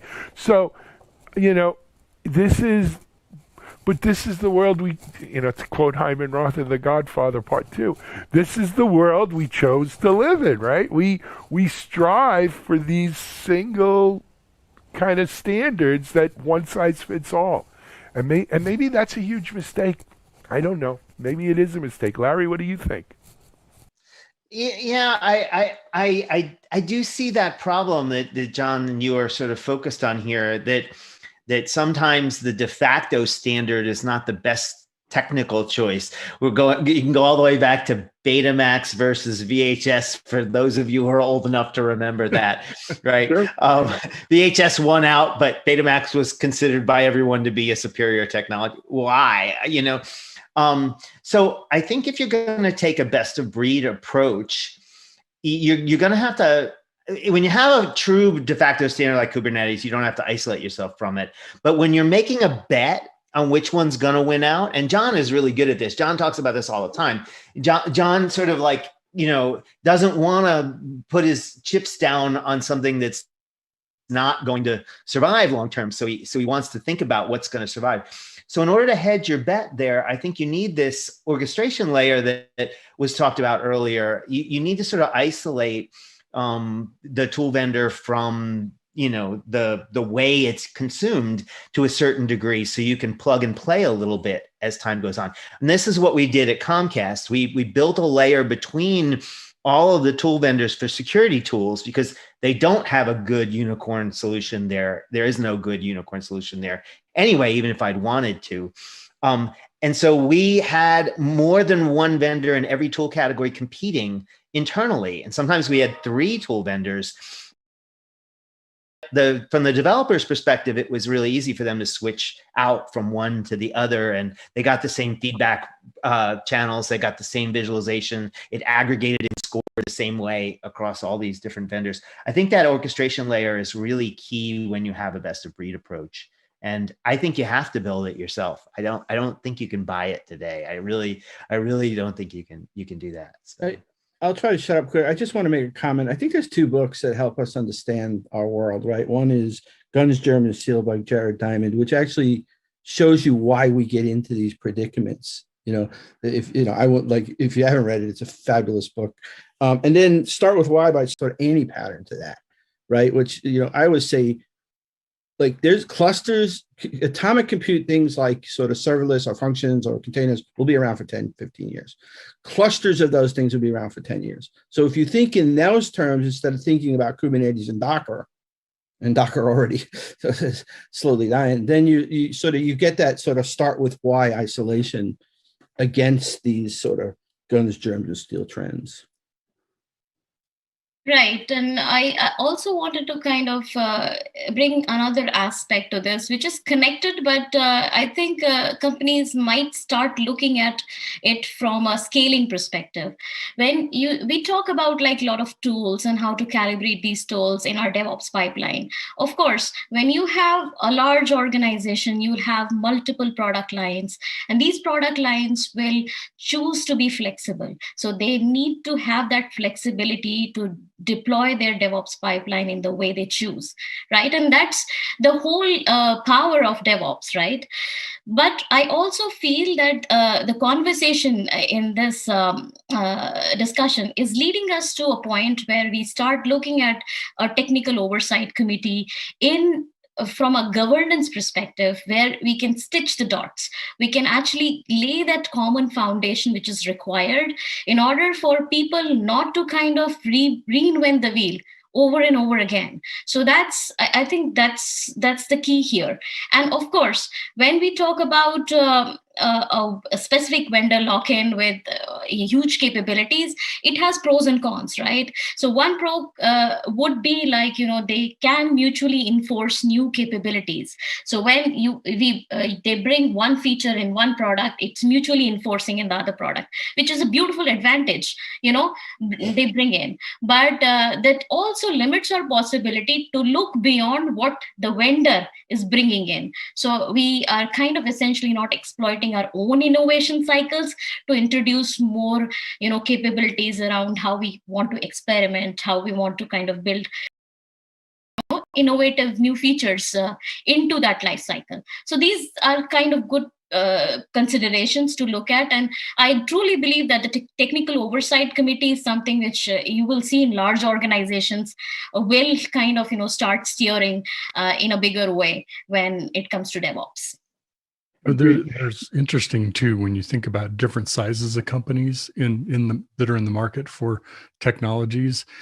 Larry mentioned what he did at Comcast, or what he was part of, that was created sort of an architecture where tools can be plugged in, unplugged, replaced, et cetera. It sounds simple, but I know that they have an architecture to do that, and some organizations have the wherewithal to create those things. What we see in the data, looking at the market, is in the small business, the kind of sub 200 people or so companies, they have really good high performance teams that can work to create their own environments, kind of create a very productive setup for themselves, tool chains, et cetera. Then on the high end or the large end, the enterprises, they have a lot of resources available to them that they can potentially marshal to figure out how to do some of those things. The mid-tier market, the medium-sized company, is often where they're most challenged to. They want to do what an enterprise can do, but they just don't have the resources. They don't have the money or the vendor relationships across the board to do all those things. And they're expected to deliver almost at an enterprise class level, but they don't have all of the resources to be able to do that. And that's often where, somebody, the non-Frankenstein vendors that do a good job of kind of delivering a suite of solutions can work in those situations. Not that they can't work in the others, they can too. But depending where you are in that kind of a company, that size of company, makes a big difference on what strategy you can take. I think that's a great point. And my recent experience last 5 years has really been enterprise. But prior to that, I was talking to lots of companies, and you're right. The mid-sized companies are the ones that are sort of in that no man's land sometimes, where they need some standardization, they need some consistency, but they don't have the wherewithal to put it all together. And a vendor unicorn approach might actually be better in those circumstances. Hey guys, I want to. Raven was here. I'm going to let you in a sec.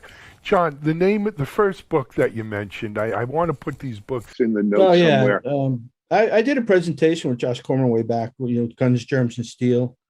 Anyway, it's an amazing book about how civilizations move from sort of, how they go from sort of agriculture or, and they move into these clusters. If you can see the forest behind the trees, you can see how we get into these, like Kubernetes is the only word we can use.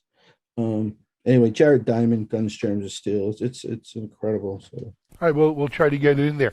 Raven, did you want to say something and I cut you off? No, I don't think that was me. Yeah, that was me Garima? actually. Yeah, Okay. I wanted to actually enhance what Larry was saying about mid-size companies, and this is purely based on my experience and exposure with the Canada DevOps community of practice. We are seeing more and more these mid-size companies, not only the consulting companies as well as the companies who want to build DevOps capability coming to the community of practice and starting to steer this discussion of evaluation and assessment of tools. And I'm also seeing that the vendor side, specifically we are talking about tier 2 companies here. The vendors are coming and exposing the tool capabilities in the community of practice, and they want some support and help for us to kind of steer this conversation. Is this a good tool? Is this a good capability where they are in their context?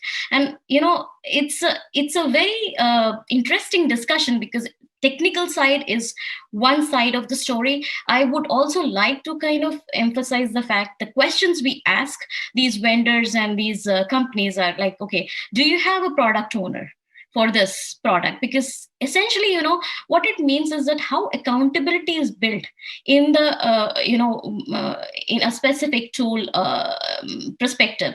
I also kind of ensure that we ask them what kind of teams they have, like what kind of cross-functional teams they have, so that we do not miss out on the point of interoperability, integration, automation. All these are important points. So I just wanted to mention that how we take that approach from a community of practice perspective when we are asked to kind of assess.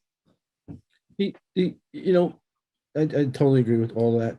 One of the things I was thinking about, I've had this luxury of being involved in these different communities. Like I'm in Alan's community, right? So I've gotten hooked into it. Usually what's interesting is going on in Alan's world, which is a pretty big world. I've been hooked into Gene's world pretty heavily. DevOps Enterprise Forum, a selection committee. And then, I'm one of the co-founders and advisors for the DevOps Days. And one of the things that I get to see is true leaders. And I don't want to put all the sort of weight and gravity on, you have to have a great leader to be successful. But as I think about the people, Larry is a great example. You can talk all day long about what Comcast does. I've seen Larry in action. That's the kind of guy you want in your enterprise. Courtney Kisser now, was at, Nike, and now she's moved on to a startup. Ross Clanton now at American Airlines. Heather Mickman. I mean, I can go on in the list, but these are people that impact change in large organizations where it's incredibly hard. And there's just something about that. There is an immune system at large enterprises, though, that makes it hard for someone like me to actually be hired and be successful. The idea of disruptive change is not something that the enterprises are sort of seeking out ever. And so if you're sort of grassroots and you're sort of ground up and you get a few pilots going, that's easy. There's not a lot of resistance. It's when you get enough momentum that somebody feels like their domain is threatened, that you get the political pushback at an enterprise. And that's really hard to overcome. And companies have to be very conscious about that. And Comcast has done a great job of that for me in the past. But I see it in the nature of the enterprise, immune system, essentially. We probably could take any one of those last three comments and turn that into a whole nother dialogue. Maybe we can get some help from the folks in the production department for pulling us back together. Alan, do you want to close us out? One thing's for sure is we've got a lot more to talk about on this subject. I'd invite you all back to continue the conversation. But for now, Raven, I appreciate you, soldiering through this on audio only. If we do it again, we'll make sure to get that video working. Garima, always a pleasure to have you on here. You bring so much. Larry and John, what can I say? It's a pleasure to see you guys. I can't wait till we can see each other in person. I know a lot of us have gotten our shots. It won't be long. But thank you so much for adding so much. Mitchell, fantastic job. Most of all, hey, thank you, people watching this, because that's why we do this, is for you guys to get something out of it. Join in the conversation. Let us hear what you're thinking. Many thanks to Tricentis for sponsoring Devops Unbound. Until next time, though, this is Alan Schimmel, Media Ops for Devops Unbound. Have a great day, everyone. Bye-bye.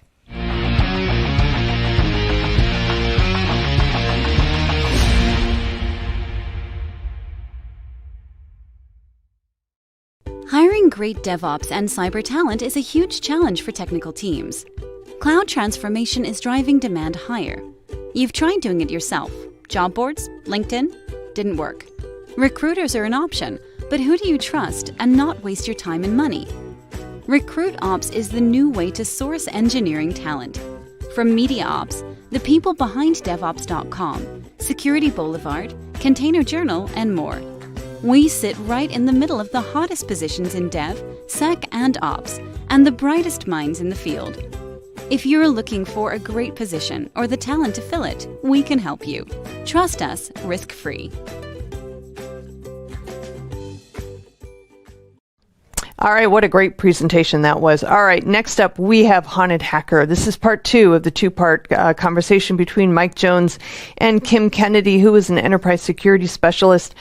They have a great conversation about all things cybersecurity. Let's give it a listen.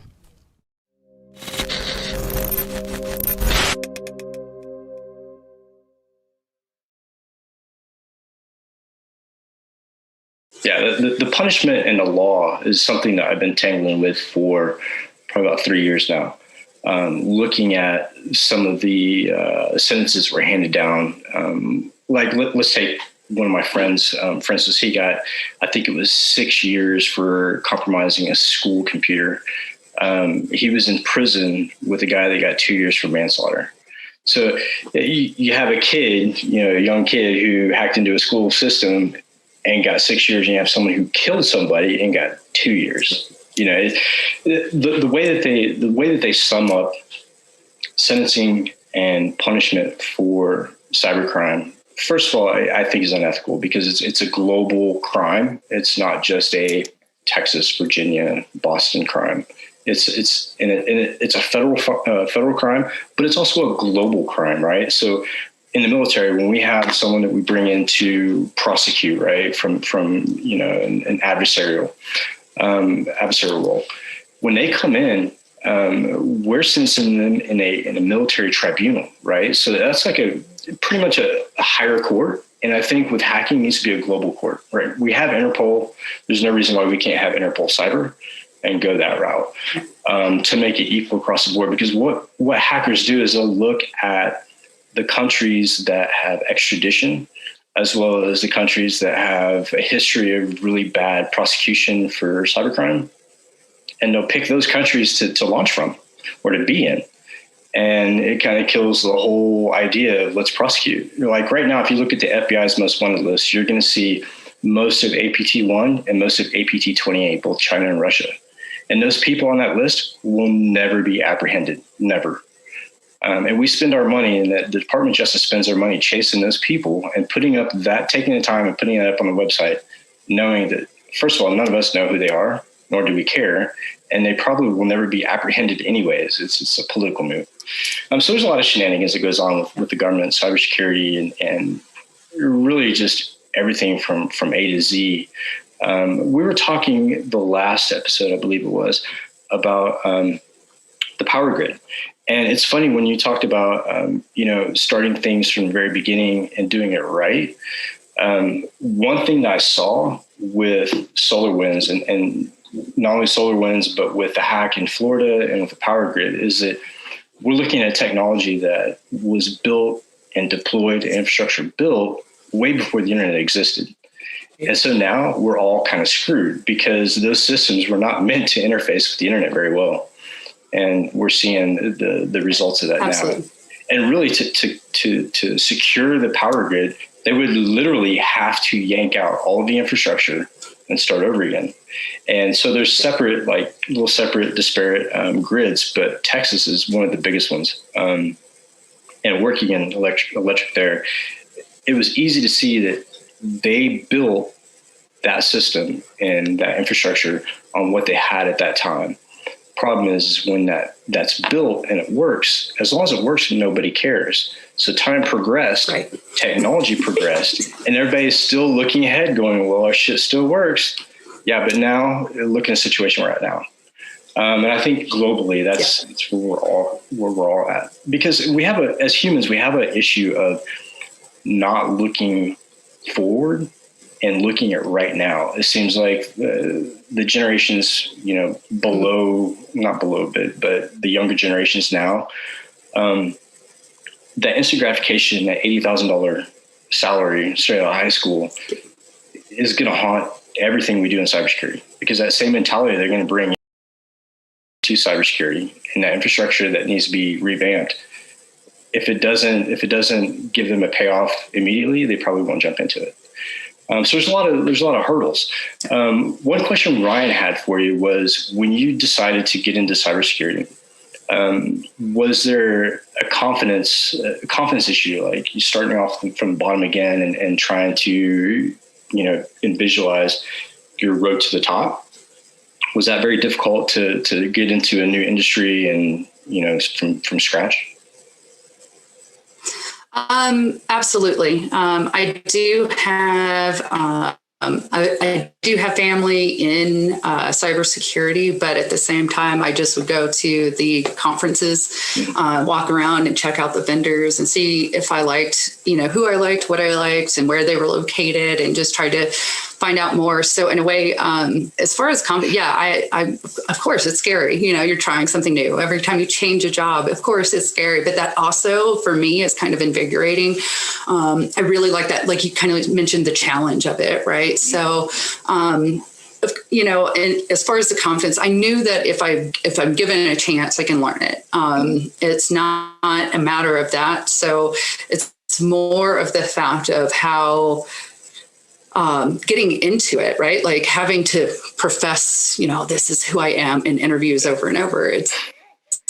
That's more of like I got to do this again.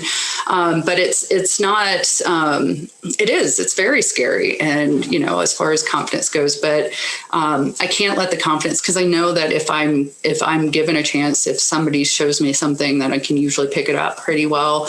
And knowing that about myself, I don't lose that confidence, because it's just something that is part of me. It is that challenge, right? So, and I want to do well at those things. COVID's definitely been probably the worst year for me this past couple of years, and things didn't work out right. That drops my confidence a ton. But at the same time, sometimes it's okay to take a step back, and you just have to go move forward. And Ryan has been one of the best supporters. Him and V, I absolutely cannot say enough about him. I want to see him, flourish, as well as everybody else in my group. And I do want to build an empire. He just kind of brought that up, but I do want to build an empire, and it's not. It's instead of it being like an empire in a pyramid, I want it to just be all of us together, helping, and kind of like what you're doing with this podcast is helping each other, giving each other resources. Jerry Azure from Simply Cyber has been amazing. The work that he does, I love his mindset. And that's one of the reasons that I love cybersecurity. Really, it's the people in it that are in it really believe that there can be something better, right? That we can try to help each other, build each other up. Of course, you'll always have in any industry people that have been in the same position for a million years, and they just things won't change until they're forced. But so as much as I say, we have the people that are coming in with blinders, and they see the 80, I need 80,000 and above to start. And then it's, that's not my job set. Of course, but for as many of those that there's, I would say not quite half, but probably, just as many, not really, but Ryan's out there, right? People coming in and just trying to do everything they can to kind of figure it out and make this world a little bit safer. Yeah, and it's really good. I mean, I really like that you point out, what we're doing with the podcast, because that really is what we're doing as far as, giving a place for people to land and to see the industry from the outside in before they make that jump. And then once they make that jump, they know they have all of us to back them up. But you're right, and things like the podcast and things like, people who are willing to help and pull you into the industry, they're always there and they're always supportive. But you hit on something that made a lot of sense, was the fact that not everybody wants to see you succeed, and they'll make things difficult. And unfortunately, there are people in our industry that do that. I've had to experience that firsthand. But it's not about me. It's not about, what happened or the difficulties or hurdles. It's all about passion and perseverance, right? So you just don't let those people or those incidents get you down, and you keep moving. And as far as the money goes, one thing I've noticed, one thing I've learned over my umpteen years is the fact that money comes and goes. I've had some really great salaries, and I've had some really bad ones, and I've had no salary. A lot of people don't know is that most of my money comes from speaking engagements and just consulting. Like, not a whole lot of companies will take a gamble and hire me full time because of my background and things that occurred in the past. But just like the industry, it's not stagnant. My career's not stagnant, and just because I did something 10 years ago doesn't mean I'm going to do it again tomorrow. But that's the complexities of dealing with the industry and people who understand, people who don't understand. But for people coming into the industry and expecting an $80,000 purse, I would say that once you do an internship, do it for free. Sit there and learn the job and learn the industry. And if that passion is there, go for that 80 grand. But don't do it. Don't get into the industry simply to make a paycheck. And I know people who do that, and kudos to them, but I just couldn't do it. I have to be in the industry and do something that I believe in completely. And that's one thing. That's one reason I've stuck with this group and with this podcast. So you said Ryan. Ryan's a great guy, right? Most optimistic guy I've ever seen. He's hiding right now. But we got attacked, and I was ready to just say, screw it. I'm doing this to help people out, and people want to attack what we're trying to build.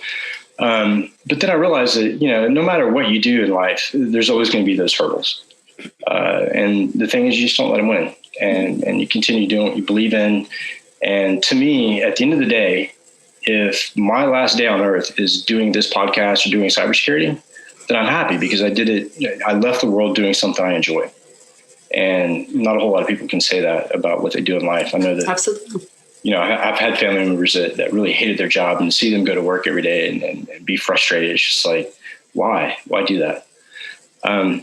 Anyway, so 2021 and getting into the industry. I lost both of my parents just on us. Oh, holy cow. Really? Oh, sorry. Go ahead. I think we had some lag. Yeah. So the reason I was bringing that up is that both of them passed relatively early. And they both, my father did have a job that he loved, but what he wanted more than a job that he loved was a retirement that he could enjoy. Right. And by that time, my mother had started getting sick. He passed earlier than she did. But the reason I kind of am the way I am is I don't care. My money can't go with me. And right. If I have money, I'm donating it when I leave. It's not, money can't bring happiness. And I've had a lot of ups and downs, but watching my parents go through not being able to enjoy, waiting till that last, I'm going to get to this retirement. Not everybody makes it. Like they say, tomorrow's not promised. And you've got to be, like the ups and downs will come. And if I am not the right fit, that's fine. If it's not working for either of us, I don't want to be there. Like I want to make an impact. I want to be a better person. If it's not working for either of us, like why are we doing this? Right. So, and I get that. And it doesn't, it doesn't hurt me. I mean, of course it hurts a little bit, to not have a certain, path at certain times or whatever, as life is. But at the same time, like you said, 10 years, 20 years ago, like, hey, I did something. So I learned from that. You can tell I learned from it. Anybody who has no experience or any life, then that's fine. That's your choice. Or, but tomorrow's not promised and we've got to go. Like, I want to do this because I want to be happy. I want to help people. Like, that's point blank. That's what it comes down to. So, and it doesn't matter. And I hate to say that even if it's not cybersecurity, in the end, I'm going to be doing something that brings people together, that helps people. And I wanted to, I will never leave the cybersecurity community, even if I do nothing except for connect other people that, to make them have a better life. Yeah, that's key. And that's where the podcast is at. Like, I don't get paid anything for the podcast. This is just something I do because I enjoy it. And I like helping people. I like giving people a place to congregate and kind of share ideas. And it's free. I don't agree with some of the, early on, I had thought about, doing a subscription. But yeah, talk to the guests and stuff like that. And it was not feasible because we want to give back what we received. And that's kind of what we do now. So ideally, in a year from now, where do you see yourself? Ideally, I will have my retail business up on the side, making me some, money, so that I don't have to worry as much, but and in that, trying to help people as well. I also have another side project that is also kind of in that same space, but it's trying to connect people and kind of build a better way of doing things going forward. As far as on the cybersecurity side, I'm just going to keep trying to get some certs under my belt. And the thing now is to kind of try to narrow it down, right, to a specific type of field. I do like the auditing side of things. I am a people person, and that's one thing that I think accounting didn't hold for me. And I don't know, I'm not really sure, but I really do. I just want to be able to help bring people together in the best way and help with the educational side of things at the very least. But we'll see what a year,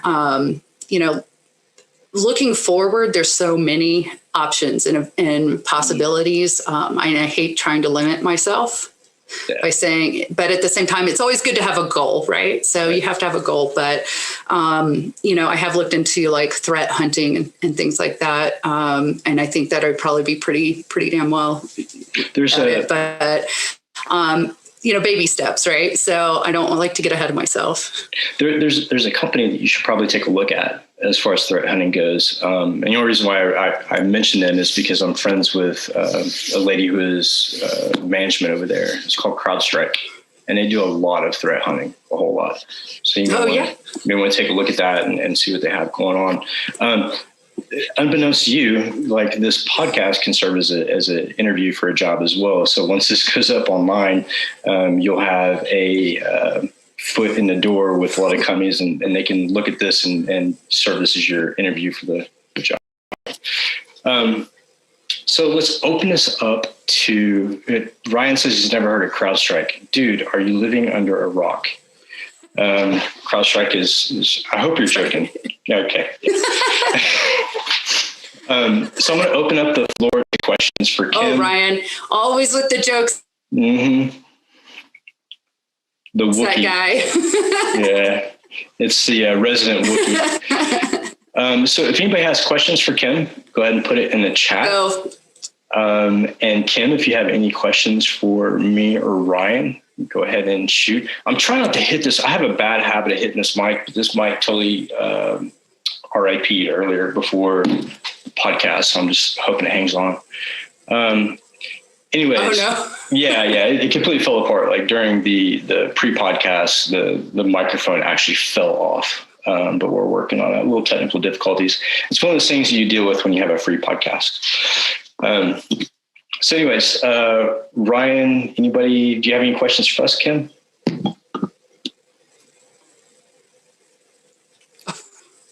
Yeah, absolutely.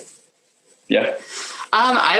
Their experiences on the on when they got in. I know quite a bit of people, like I said, that I personally know tended to get in after the military, so they had kind of a foot in the door, having that background, you know, in the back. But if anybody's had any like interesting stories from, you know, their first times or first couple jobs of how things went, and, you know, what was it that made you leave that kind of company? Was it, you know, the atmosphere? Was it like lack of education, trying to get better?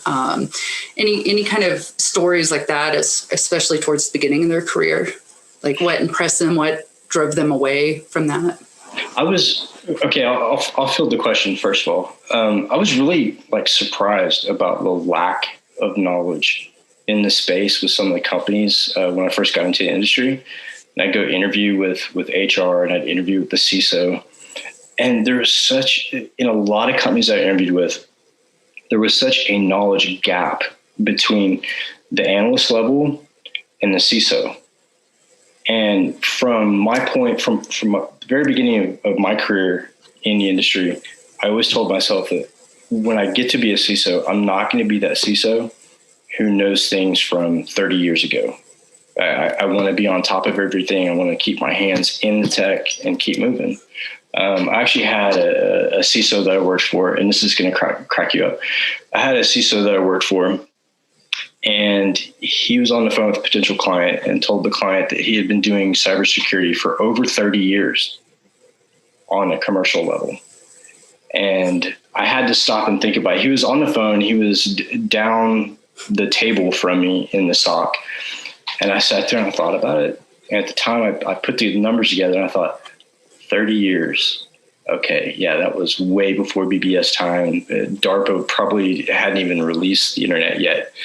So it just caught me off guard. But you run into a lot of those guys that once they leave the tech trenches and you get into middle management, it's like they leave all that tech behind and they leave that passion for that tech behind. And I think that's where we fail as an industry for a lot of companies, and that's why they get breaches, because the people who make the decisions really aren't that technical anymore. And they have a whole team that they rely on, but how many of those CISOs actually listen to their team instead of making their own decisions? And I think that's probably another downfall that we'll probably address later on in a different podcast. I see that. I saw it a lot when I came into the industry as a rookie, was the knowledge gap between management and the techs. That just can't be good for any kind of organization. Ryan, what about you? I don't know if you're... I think that... Go ahead. I was just going to say that goes back to, I saw kind of what Ryan mentioned about like the gaps and, you know, how many enterprises will do things. And yeah, it's hard to see, like, it's hard to talk to people when all their concern, the return on investment. And I get it. I did accounting, but that, like, if you lose your faith in your customers, and granted, yes, most people can come back from it, you know, Home Depot years ago and all these big companies, you know, day after day, people have just kind of accepted it to a certain extent. However, how much is that return on investment for people, like, after they get breached? They're like, hey, we're going to give you a free year of this security monitoring service for the next year for free for 350 million people, you know, like, how much does your insurance liability go up? I mean, there's a lot of different things that go into account. Like, yeah, the return on investment is, you know, trust. Like, I want to be able to trust who I bank with isn't going to lose my stuff.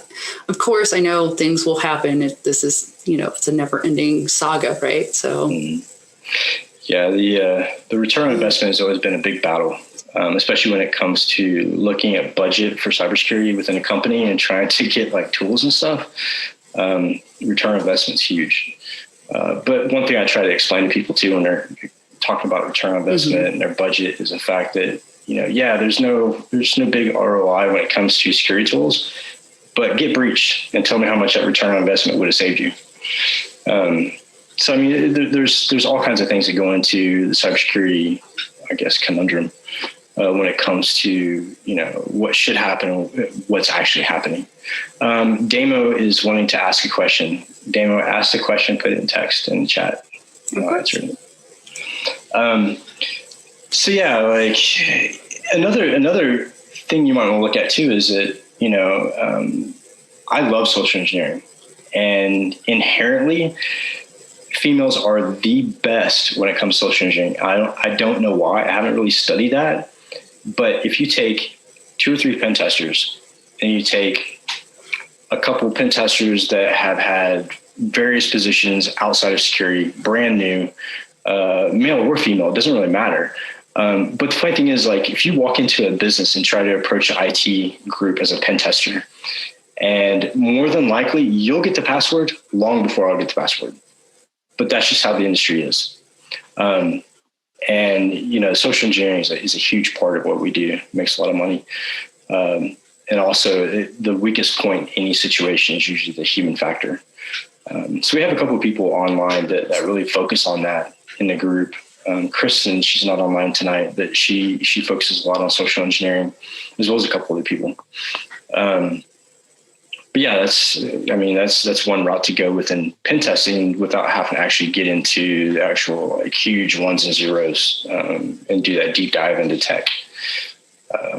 Right. Yeah, I joke I should be like the physical pen tester because on multiple occasions on different things, I'm just like, well, I guess their physical security is not up to par and they're like security events. And I'm just like, well, I should probably go into this field because it's not too hard. Or it's quite interesting to kind of see. People think there's the physical aspect. I actually got brunch from a girlfriend of mine that had moved to San Diego with military, and she had just gone in, and she was like, well, you can't get on base. And I was like, well, will you buy me brunch if I can get on base? And I was like, you mean I can't park on base and wait for you to walk up? She's like, no, you have they'll tell you where to park. So I did, and she bought me lunch. And so, and she's like, I don't know how you did that. And I'm like, I don't know. It just happened. Like, so, it was just one of those things, but.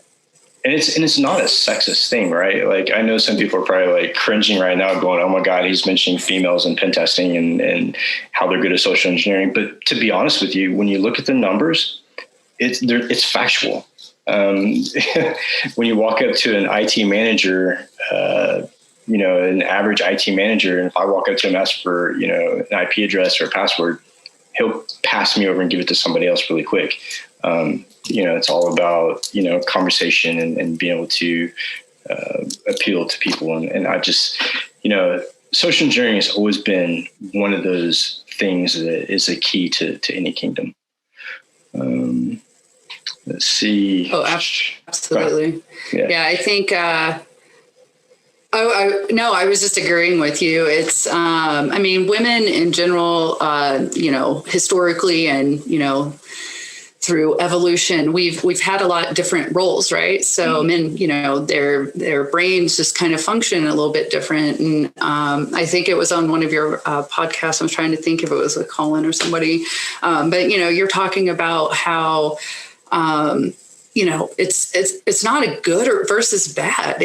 We need both. And I don't understand, and it doesn't matter I am an amazing cleaner. I love organization. I love cleaning. That's also why I like accounting and things like that. Like auditing would be, that's why I do like things like that, because I like bringing order to things and being able to see the end result. Right. But one of the things is that just because I'm good at it, there's other things I'm not. So that's where, we have to learn to complement each other instead of tear each other down. It's not a he versus she, or, it's how can we make my positive and your positives work together so that we have a stronger team. Exactly. And one of the things I wanted to mention too is, when I say that you need male and female on any pen test team or any cybersecurity team, I know that sounds really sexist and just really bad, but, over the past 20 years and looking at and sitting next to guys and sitting next to females, pen testing and doing cybersecurity, I've realized one thing, and that's men are very ones and zeros, very data driven, and females are more, let's look at the whole picture and let's take a step back. And before, there were a lot of women in the industry and it was just us men, we were making some really piss poor decisions because we didn't have that other, let's step back and take a look and look at the bigger picture mentality. So yeah, I think, especially in the US, we've gotten so politically correct that you can't say anything without some group or some state or some person being offended. And I've gotten to the point where I speak the way I want to speak. And if they take offense to it, I apologize, but it is who I am. And I'm not gonna pull punches. And Ryan says that offends him. Well, Ryan, I hate to tell you, but oh well. I'll send you some scissors so you can cut your hair and cry like the rest of them. No, but seriously, the whole idea of people not embracing the fact that it's a female and male driven industry instead of just a male driven industry, I think that needs to take place. I know one CEO from the UK, and she is absolutely amazing and works for Sapphire, or she runs Sapphire, and she's probably one of the sharpest. Just leave the beard out of it. Yeah. Anyways, so anybody else have any questions for Kim? Because I could ramble all night long. Sausage fest. Yeah. I don't know that these comments are cracking me up. Oh no. I wish that I could take the comments and add them to the actual video for the podcast when we upload it and play it to the rest of the internet. It's some pretty funny conversation that goes on. But that's one thing I like about this group too, is that I think that's also why I love this field, is because everybody is so honest. I mean, like, I know, like, I respect everyone's, opinions. If you want me to call you something, that's fine, but you have to understand that maybe it's just not going to pop out the first time, but it's about respect. I'm totally down to respect anybody, but at the same time, like, I can't not laugh at this stuff. It's just not, I mean, we've got to have fun, Exactly. Let's see. Pen testing, in my opinion, is the same as the rest of the industry. Diversity. PT needs people that can help adapt to any scenario that requires all types. So, Steve, the reason, so when you look at pen testing, right, and red teaming, a lot of that function originated from the infrastructure and the structure of the military. That's where we came up with red teaming. That's the type of structure. And then when you look at commercial, so building that diversity into that group can be difficult because those groups move so fast as far as people coming in and coming out. And it's you and I both know, Steve, that pen testing is kind of like I guess it's a high stress situation because you're given a limited amount of time, a limited window with little amount of knowledge to grab everything you can. So yeah, it takes a little bit. PT needs people that can help adapt to any scenario. And the reason why that's true, and the way that I look at it, being that pen testing is kind of orchestrated from military structure, that adversity and be able to think on the move is something that they train us for in the military, is thinking quick and making decisions. Not always the right decisions, but we make decisions. I can tell you. Well, and I think, and it can be said too, though, like, not making decisions is just as, that tends to happen with these. It's just as bad. The corporations, I don't know about this. We'll wait and see about this. And next thing you're like, well, I didn't buy that. Well, we tried to tell you, so not making a decision is just as bad. Exactly. And we're seeing that, I think, not only in cybersecurity, but politics too. Like, the U.S. is suffering horribly from a lack of making a decision. It's just, I don't know. I tend to bag a lot on the U.S. And the only reason why is because I've been to other countries and I've lived in other countries. And when I came back here in October, this place is a disaster. Like, I have no idea what this country's been thinking for the past 2 years. I get back, I've been gone for 2 years. I get back and it's a completely different world. Like, I'm just shocked. Yeah, it's justified though. It's very justified.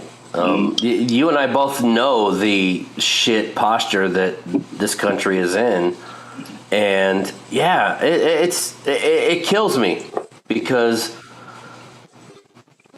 I've had so many situations where they throw money, like we've talked about, they throw money at appliances and all of these like voodoo rituals that are bullshit and not good sound practices. They won't listen to the people that know. And it's like, oh, well, this little shiny thing here, this is what we need. Yeah, no, bro, no, that's not what you need. Let me tell you a story about. Listen. let me tell you a story about shiny little boxes, and this will put things into perspective. So I was working for a large financial. Yes, 100%. I was working for a large financial in the U.S., and I had a company called Lockheed Martin come in. DoD contractor, government contractor, financial institution, they own pretty much everything. They come in, they tell me, you're having a problem with APTs. We have a solution for you. This is called the APT in a box. If you put this box in your network, it will stop any APT attack. And I took a step back and I said, okay, well, what's in the box? Well, we can't tell you that because it's proprietary. And I said, well, guess what? Your shit's not going on my network because it's proprietary. So let's talk about what's under the hood. And I said, last time I checked, when people compromise the network, they don't look for a device and say, oh yeah, checking in, we're an APT, directs us to the box we need to go to. Because that's basically what they were, advertising was that you put our box in line in your network and we'll stop every APT attack in your network.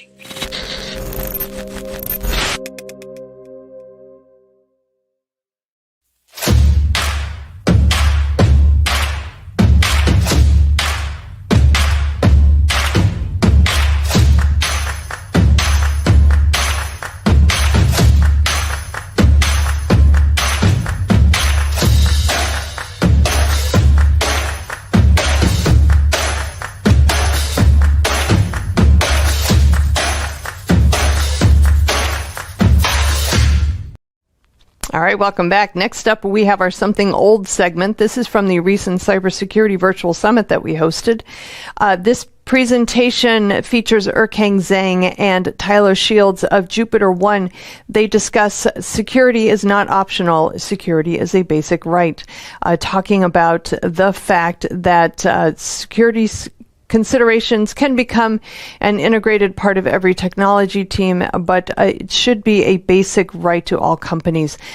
They talk about some of the things that organizations do need to consider with their security strategy, and using the tenets of it being a basic right to do so. It is a fascinating presentation and one I hope you'll stick around and listen to. So let's get right to it.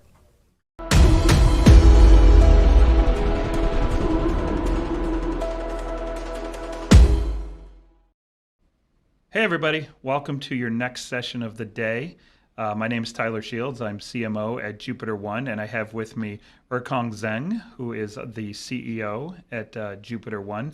We've decided we're going to give you a little bit of a twist. We're not going to give you the same slide presentation, straightforward approach. We've decided to do a little bit of a fireside chat and talk through some questions and problems together, Erkang and I. So we don't want you to be bored and droned on, so hopefully if you have any questions, you can email them in or send them in, and we're happy to respond to them after the event. So just by way of background, my name is Tyler. I'm the CMO here, formerly an analyst at Forrester Research, and I'm responsible for marketing as well as strategy at Jupiter One. And Erkang, why don't you introduce yourself?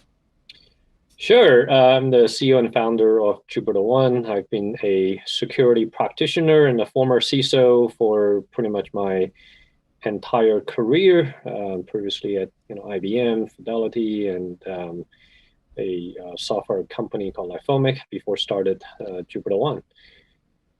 Well, great. So the topic of today's discussion is security as a basic right. Before we get into that, one of the questions I like to ask people is always, what is wrong with security and what is good with security today, right? There's always a balance. InfoSec is never in a state of perfection. It can't be. It's just not ever meant to be.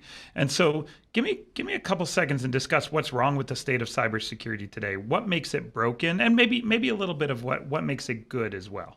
Yeah, I'll start with the good, right? Let's make it a bit more positive, right? So I think part of it is look, with the cyber industry, we talked so much about fear and uncertainty and doubt, right? So I'd like to start with some good.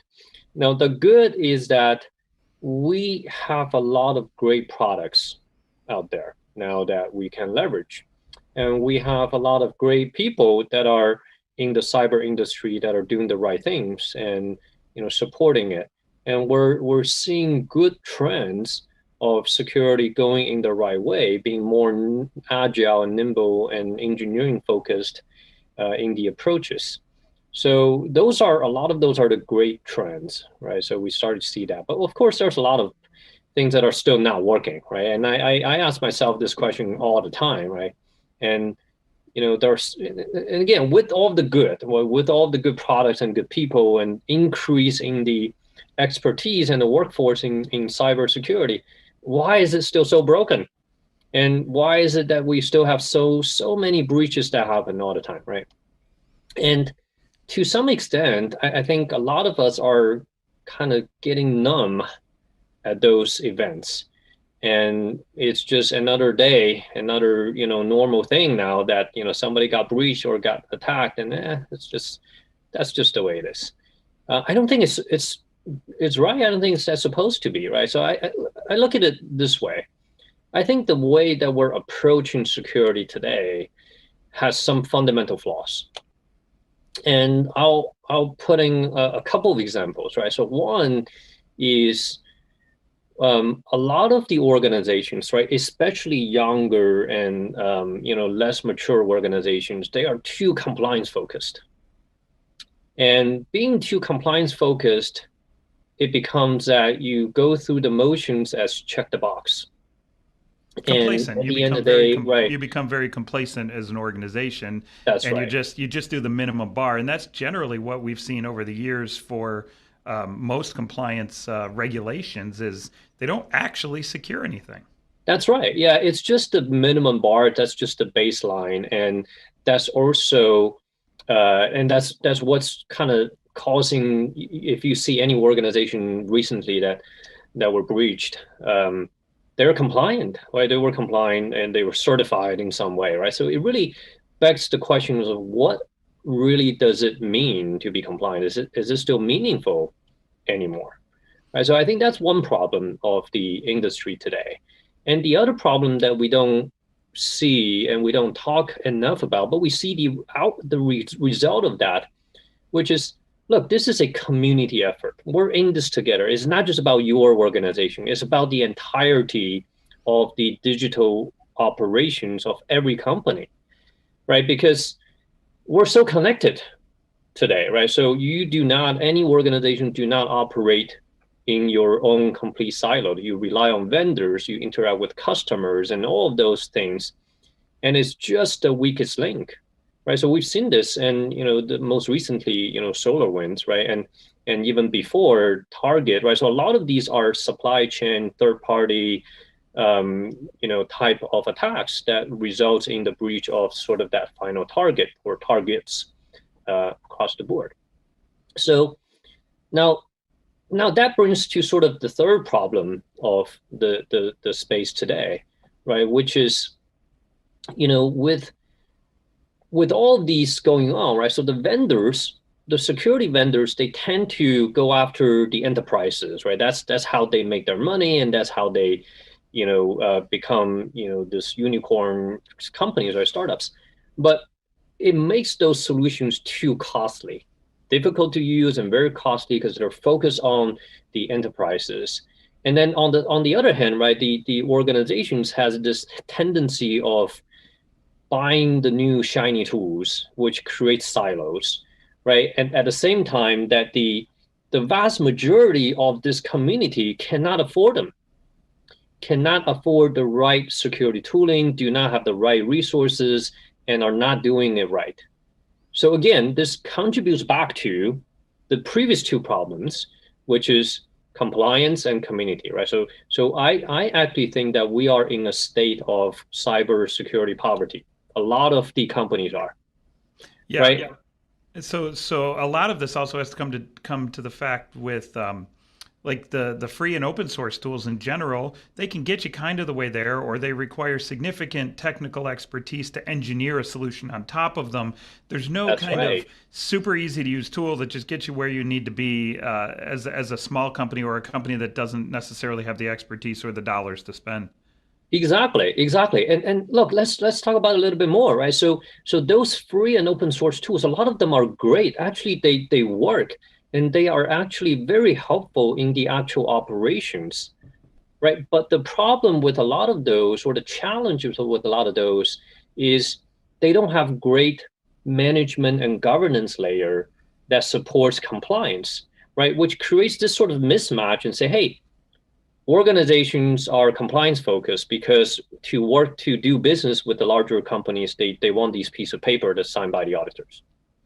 And in order to do that, you have to have these, good shiny tools that can give you these check the box reports and outputs and evidence collections and all that to meet those compliance requirements. While on the other hand, if you choose to go with the open source solutions and the maybe some of these cloud native ones, they may not check those boxes so easily, right? So it creates this mismatch, and then it forces people to go to the check the box solutions rather than doing the right things. And then this community then becomes there's this huge gap between people who are investing so much in security, but still, getting breached because the attackers are focusing on the people who cannot afford it or cannot do it right. Yeah, it's interesting. One of the things that got me very excited to join Jupiter One last year when I did join was a statement you made publicly where you said security is a basic right, and I had never really heard that term. Like I'd never heard the term as a basic right. And when you really distill it down to what a basic right is, it comes with food and nourishment and safety, right? But in our business world, security is a basic right for other reasons or on top of those reasons. Can you expand a little bit on what you mean by that? Oh, absolutely. And I'll also bring out this blog post that I wrote and published just recently in the backdrop. So while you're doing that, that blog post in particular is pretty exciting to me because it does identify the specific key points at what makes something a right and why Jupiter One firmly believes in that is, I think, a fundamentally interesting story. Yeah, that's right. And I'm not going to go through this blog post and read through it with you, right? But I want to point at this and just so as a resource, right? So the audience and you guys can read this article and get more details about this a little bit later. So what I really mean by security is a basic right, right? So you talked a lot about the basic needs, right? So I look at this as a basic need for organizations, right? I like to compare an organization and the makeup of an organization to real life, like a human body or the anatomy of an individual and the healthcare and the wellness of an individual, right? So I look at security of an organization as the wellness of an organization. And you have to start at the very beginning and you have to do it right from the beginning to get the most benefit and the reward long-term and the care and feeding that needs to go into it, right? So a lot of these are very actually basic kind of things, right? So have access to fundamental tools at very little to no cost and being able to do it correctly from the beginning, right? Rather than accumulating technical debt from the beginning, right? Yeah, it's very similar to the story I've often heard about baking security into your products right from the get-go. Right? It's a similar kind of thing. If you do it properly right from the get-go, it becomes a basic right of what you do. Right? It's just fundamental. Exactly. And there's a lot of kind of similar mindset to it, right? So shift left, right, is one of them. But I think what I'm trying to preach a little bit is, a lot of those concepts have to do with kind of making security early in the process of your building the product or development or whatever the case. Now, I'm looking at this at a more kind of organizational business level, a fundamental level. And I'm also looking at this from a having access to the right tooling and resource level as well. And the process and how you manage security, not just picking the tools, but how you manage security and governance as a whole. So there's two things I think we need to consider, right? So one is what is the right focus, right? So understanding not just what you're doing, but why. Well, what is the outcome? Is the outcome that you're shooting for, that piece of paper that the auditor signs once a year, right? Or is the actual outcome, secure and less risk, and having the long-term wellness, like I keep saying that word, right? So the long-term wellness of the organization as a whole, right? And why are you doing this, right? But of course, compliance should be one of the outcomes, but not the necessarily end goal, right? I believe that compliance should not cost extra. It just should be part of the things that you're doing. It's kind of like we're paying this tax for no reason, right? And it doesn't really help you, but we have to do it. Just that's the way it's set up, and it doesn't feel right. Now the second part is, I have a lot of engineering background myself. I love working with the engineers, and a lot of folks, we try to get security and engineering to work well together, right? So there's continued challenge there, but I would like to draw some learning from engineering, from how engineering transformed their process from waterfall model to DevOps and Agile, continuous development, continuous deployment, continuous integration, and so on and so forth, right? And then minimize technical debt along the way from the very beginning. And I think we need to do the same for security. We need to minimize technical debt, right? So because what I've seen over and over again is that, because we are forced to check these boxes, I'm just going to do what everybody else is doing and putting solutions to check those boxes, even though I may know that down the road that it may not serve my best interests, 3-5 years down the road, which means that we're knowingly committing to technical debt at the very beginning. And there comes to a point where you've accumulated so much legacy in the organization, then all those technical debt becomes so difficult to unwind. And that's what we're seeing in many large organizations, right? So, those are the type of things. And the last part I'll mention, going back to this wellness, right, is that if you don't, start working on it and put thoughts and, be mindful of this wellness, it's kind of like your health, right? If you don't take care of your body, and if you're just going at this after you're 40 or 50 and you're starting to exercise at that time, you're starting to eat well and diet and all that, it might be too late.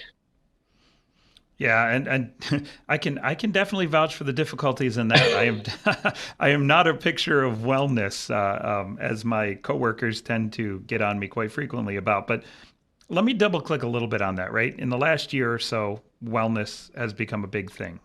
It's important for people to stay at home, to remain healthy and take care of themselves. Is there any parallels around any of that? Absolutely. And I was just right before Jupiter One. I was at a healthcare software company, right? So Lifomic, and we actually did a lot of studies around DNAs and so on. And even before that, and this is almost 4 years ago now. Now I'll bring up another blog and I'll share with you. So here, let me bring up this article right here. So I wrote this small piece about 4 years ago and say, hey, are we doomed in the cyber pandemic, right? So at that time, I compared the state of the cybersecurity to almost like a pandemic. And well, we're sort of in one right now. You're a little foreshadowing there, huh? I did not call on that one, but now I think I did a lot of comparisons to how we describe cybersecurity and digital operations and attacks and so on to all of the things in real life, right? So whether that is a physical battle or war, or whether that is a disease that we're fighting off in infections and so on and so forth, right? So, and I think there's a lot that we can draw from the learnings of real life physical world that we can apply to digital and to cyber and cybersecurity and so on. Right, so I again encourage you to give that other article a read. It's probably a 5-minute read, but call out a couple of things. Right, so if you think about sort of the pandemic that we're in right now and how are we fighting it, right? So there's contact tracing for COVID, right? That's one example, and there's the DNA sequencing of the virus, right? So there's another example, and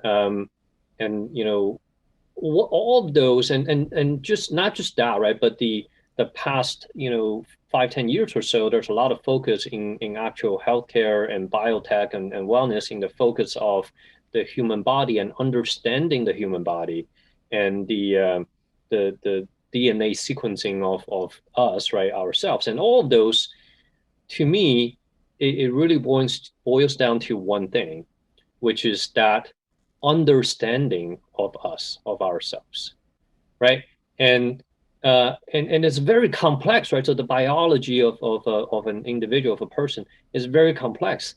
And I think to some extent, the operations, if you would think about the digital operations of an organization, like the biology of that organization, it is also very complex, right? And also changes all the time. Sort of the difference is, the genes in a human body doesn't mutate as often as the digital operations nowadays changes in an organization. But on the flip side, a digital operation in an organization is actually far less complex than a human body. And there are ways to understand it, right? So using automations and APIs and so on and so forth to understand that is sort of the equivalent of doing this DNA sequencing of a human body to understand it, right? So I think what we really need to focus on, which gets to one thing that we're not doing well as an organization or as an industry, is this understanding of ourselves.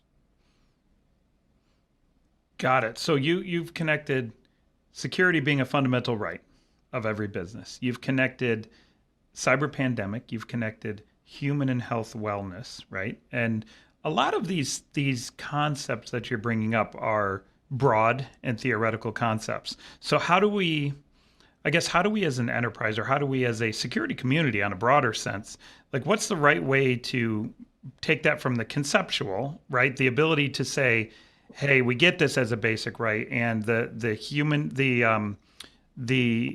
organization is complex, and we have very little visibility into the active organization every day in and day out with all the changes that occur. How do we actually ground this conversation in something that the audience that's listening to us today can kind of take away and run with?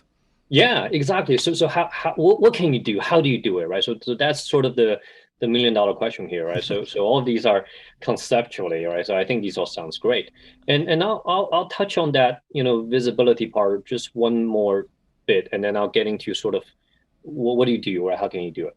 Now a lot of these security tools we have to get down to talking about tools and people and process and so on, right? And what resource can we leverage at low cost, right? So this is going back to the basic right approach that we're talking about, right?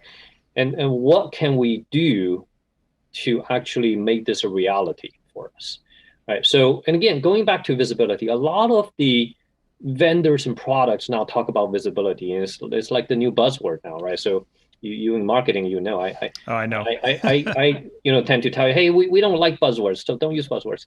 But really, to me, right? So visibility, a lot of the products and vendors focus on the observability, right? So just seeing, hey, what's out there, and what things you have, and so on and so forth, right? And which is good. because I truly believe that we have to go back to the foundation. We have to go back to the basics.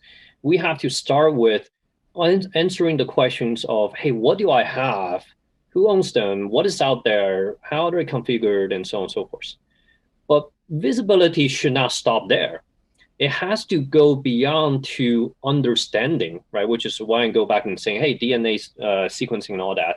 It's not about understanding, hey, I have this gene, but it's more about understanding how they're connected, right? So what does this little thing, this object or this entity in your operations mean, because it's connected to so many other things, right? So connecting the dots that give you that understanding and the so what, right? Not just answer the what question, but the so what question is the more meaningful outcome. That's how you get insight into what I should do. Now, back to how we're doing it, how you should do it. And as much as I don't like talking about compliance, I'm going to use SOC 2 compliance as an example, because I think that's something that a lot of the folks can relate to, right? So that is a very agnostic, industry agnostic framework that most kind of digital companies can leverage, right? So I'm going to bring up yet another block, right? So this is the third block here. So this is no slides, but all blocks. And this third one right here, a while ago that we talked about, hey, how do we get SOC 2 compliance on a shoestring budget, right? So it's doable. And again, I encourage you to go through this a little bit. And the sort of the gist of this is there are a lot of open source toolings and cloud native toolings that are out there. And you can get some of these with AWS native ones or so on and so forth. And a couple of things to consider, right? So open source and cloud native. And second is that you might already have a lot of these that you're using in your organizations. The existing tooling from your DevOps teams and engineering teams, GitHub or Bitbucket and Jira can actually be used as a security tool. We do that ourselves internally. We use that, like, for example, right? So, one of the requirements says, hey, you should have regular security team and security committee meetings, and you should keep track of that, and you should provide evidence that, security is part of the topic, and so on and so forth, right, being discussed. Well, guess what we do? We just created a simple GitHub project and say, hey, every time we have a security team stand up, and we'll just have the person responsible create a 10-line little write-up on the outcome of that discussion. And everybody who's on that meeting just go approve that pull request. And there you go. There's a record, right? And that record can then be consolidated and ingested into JupyterOne, or we use that as an example, as a central place to produce the evidence with these automation, right? You write up a simple query and you align that with that compliance requirement. Every time the auditor wants something, is already there, right? That's just one example of using existing tooling. And you can use cloud native tooling. You can use open source tooling.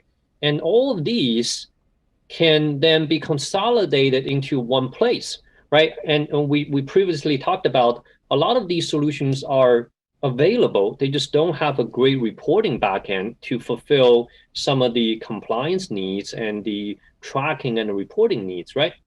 And that's why this is not a commercial, but I have to mention that, we are, launching JupyterOne for free, right? As the very, very kind of base tier, so that you can do this, right? So you can leverage all of these and have one place that aggregates all of these and provides that for, reporting and so on. And not only that, right? So now that's one.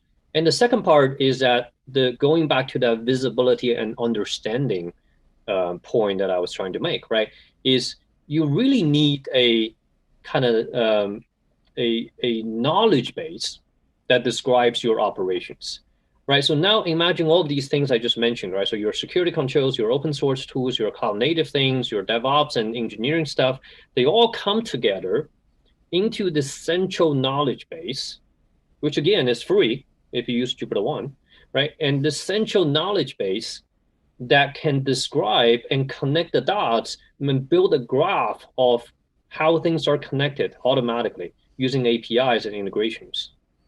Right? Then that becomes your whole package. And you get that whole package basically at no cost or very little cost for a early stage, simple organization. Yeah, the key here is first of all free, right? We believe that it needs to be free, but that you're not going to build technical debt from day one of a small organization. You're able to grow your security program, grow your security stack in some ways to match the business as you grow. And that's kind of the key to making sure that security is a basic right from inception to eventual old age of a business, right? So, I find it very interesting that tracks along. Do you have any closing statements or remarks? I know we're bumping up against time here before we move on.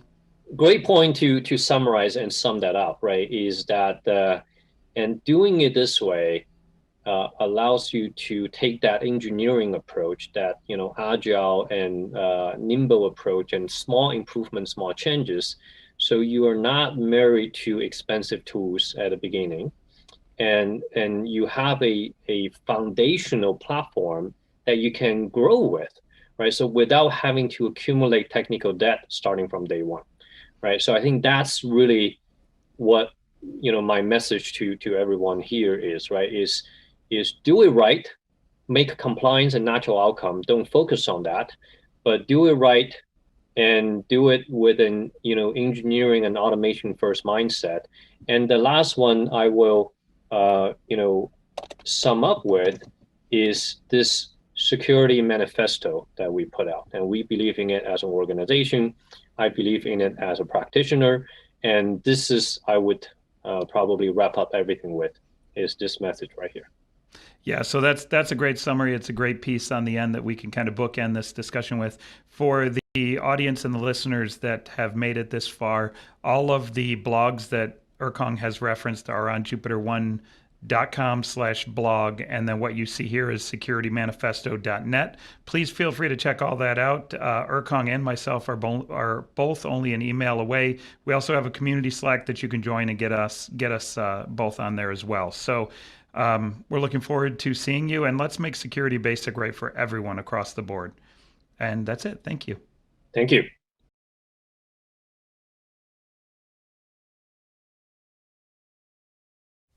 Hey everybody, happy Tuesday. This is Charlene O'Hanlon, and I'm here now with the Tuesday headlines for you. First up on Devops.com, we take a look at whether low-code actually poses a security risk. And we've been talking a lot about the benefits of low-code this month, as it is the topic spotlight for April. But this article takes a look at low-code from a different perspective. Although low-code has been a godsend for many organizations over the last year as they've struggled to keep up with increasing customer demand and transform their businesses in the wake of the COVID-19 pandemic, it doesn't come without its issues. Lack of security awareness, securing custom code, and preventing malicious attacks are just some of those security issues that are surrounding low-code. This article takes a deep dive into the security implications of using low-code and what organizations need to keep in mind when they do adopt low-code in their development environment. And for organizations looking to increase their development staff by outsourcing talent, we have an article that looks at some of the success factors in nearshoring workers. As the IT talent gap grows here in the United States, companies are looking to nearshore partners to help fill the gap. Nearshoring relies on partners geographically located in the Americas as opposed to Europe or Asia.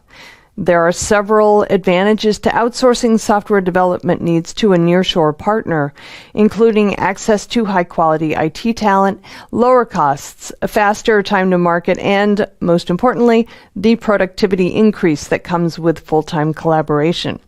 This article takes a look at the benefits of nearshoring and offers some things to consider when selecting a partner, such as time zones, cultural alignment, and ability to scale.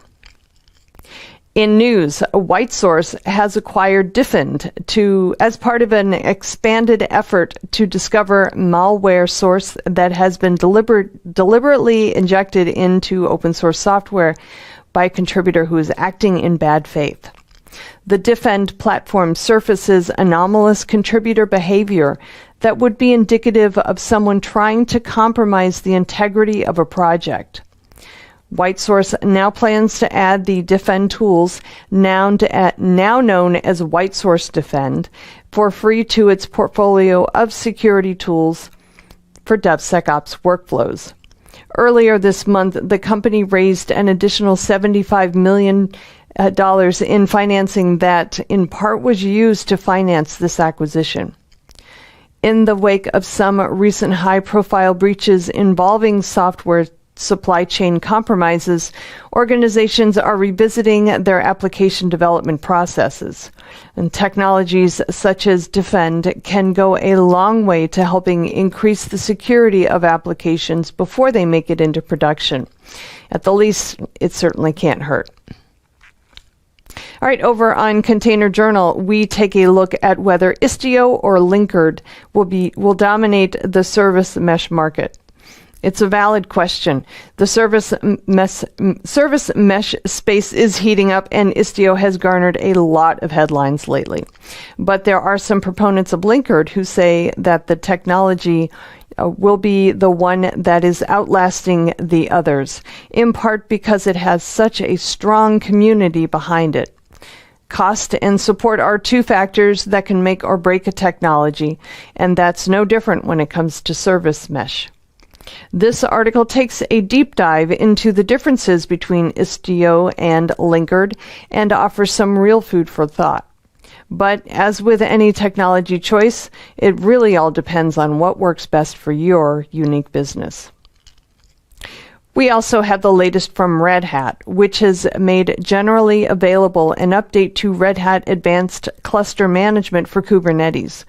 The latest version extends the reach of the Kubernetes management framework to include support for Azure Red Hat OpenShift, Red Hat OpenShift Dedicated, and on-premises Red Hat OpenShift clusters running on OpenStack and IBM System Z.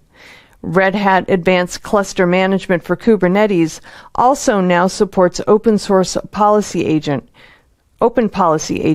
which is being advanced under the auspices of the Cloud Native Computing Foundation and has been integrated with Argo CD, an open source continuous delivery platform also being developed by the CNCF. As IT teams begin to deploy Kubernetes clusters at scale, the need to logically manage all those clusters is growing. Via a set of dashboards based on the open source Grafana software, Red Hat Advanced Cluster Management for Kubernetes provides the visibility IT teams require to manage a hybrid cloud computing environment based on Kubernetes. All right, over on Security Boulevard, we say goodbye to the malware known as Emotet. Its 7-year reign of terror ostensibly came to an end on Sunday, April 25th. At least in theory, when law enforcement completed a scheduled mass uninstallation of its infrastructure. Emotet was evil. It delivered TrickBot, Ryuk, and the QuackBot banking Trojan to the victim organizations all around the globe.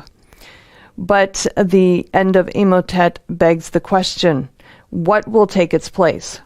There is no shortage of contenders to choose from.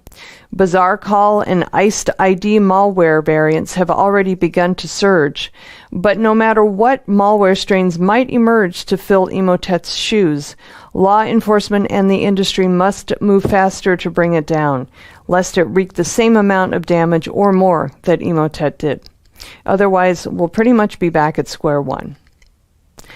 And we have an article that looks at recent attacks via LinkedIn and the dangers of using social networks for professional networking.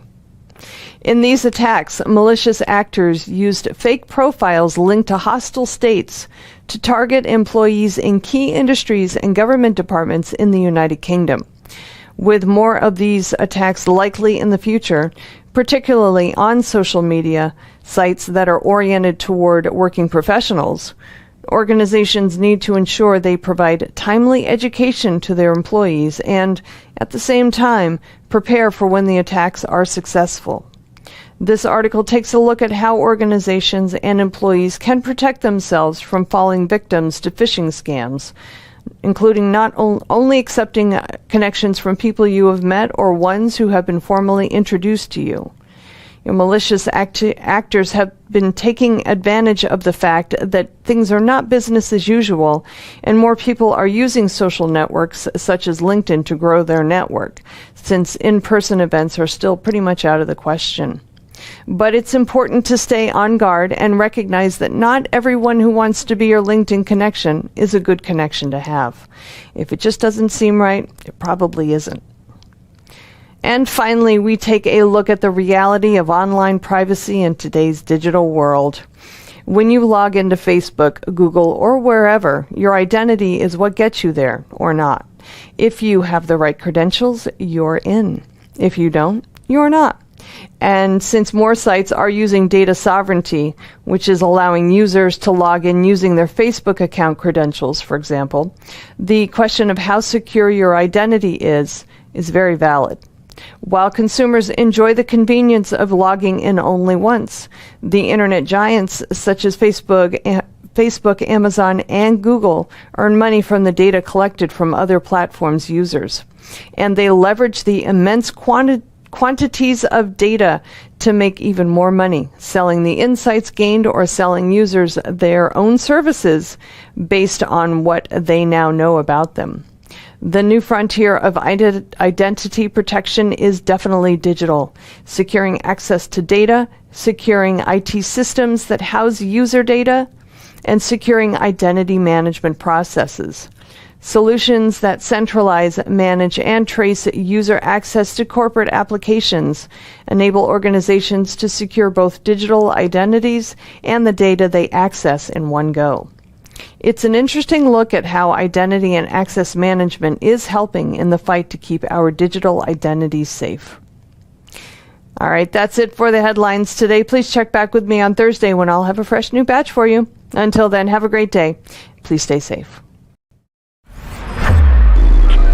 This is Digital Anarchist. Hey everybody, welcome back to TechStrong TV. I'm Charlene O'Hanlon, and I am here again with John Kim, who is the co-founder and CEO of Sendbird. John, thank you so much for joining us once again on TechStrong TV. It's so great to see you again. Yep, it's again honor to be here, and I'm super excited to share some of the progress we made since then.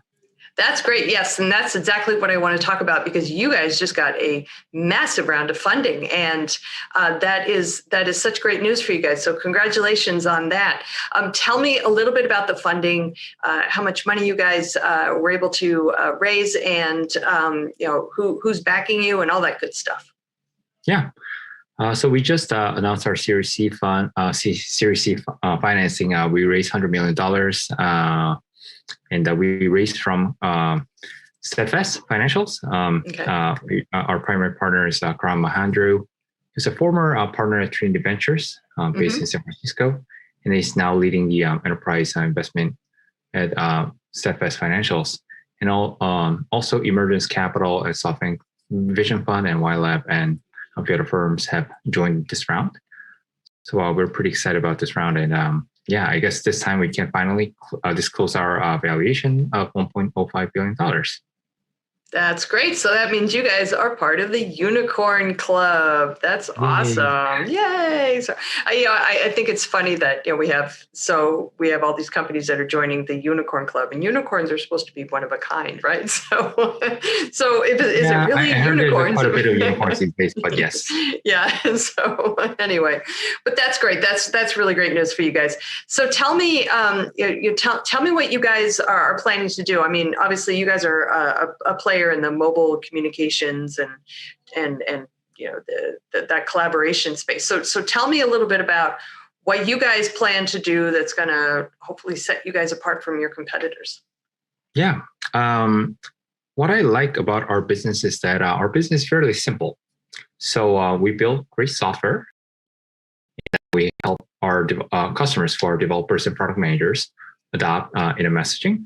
And we want to make sure that they know that we are the best in class software. And we help them not only just know about us, but make sure that they implement us in the right way and get the maximum value partnering with us through making sure we don't end when they just launch chat, but they get their business outcomes by partnering with us, whether it be user engagement, retention, or like revenue.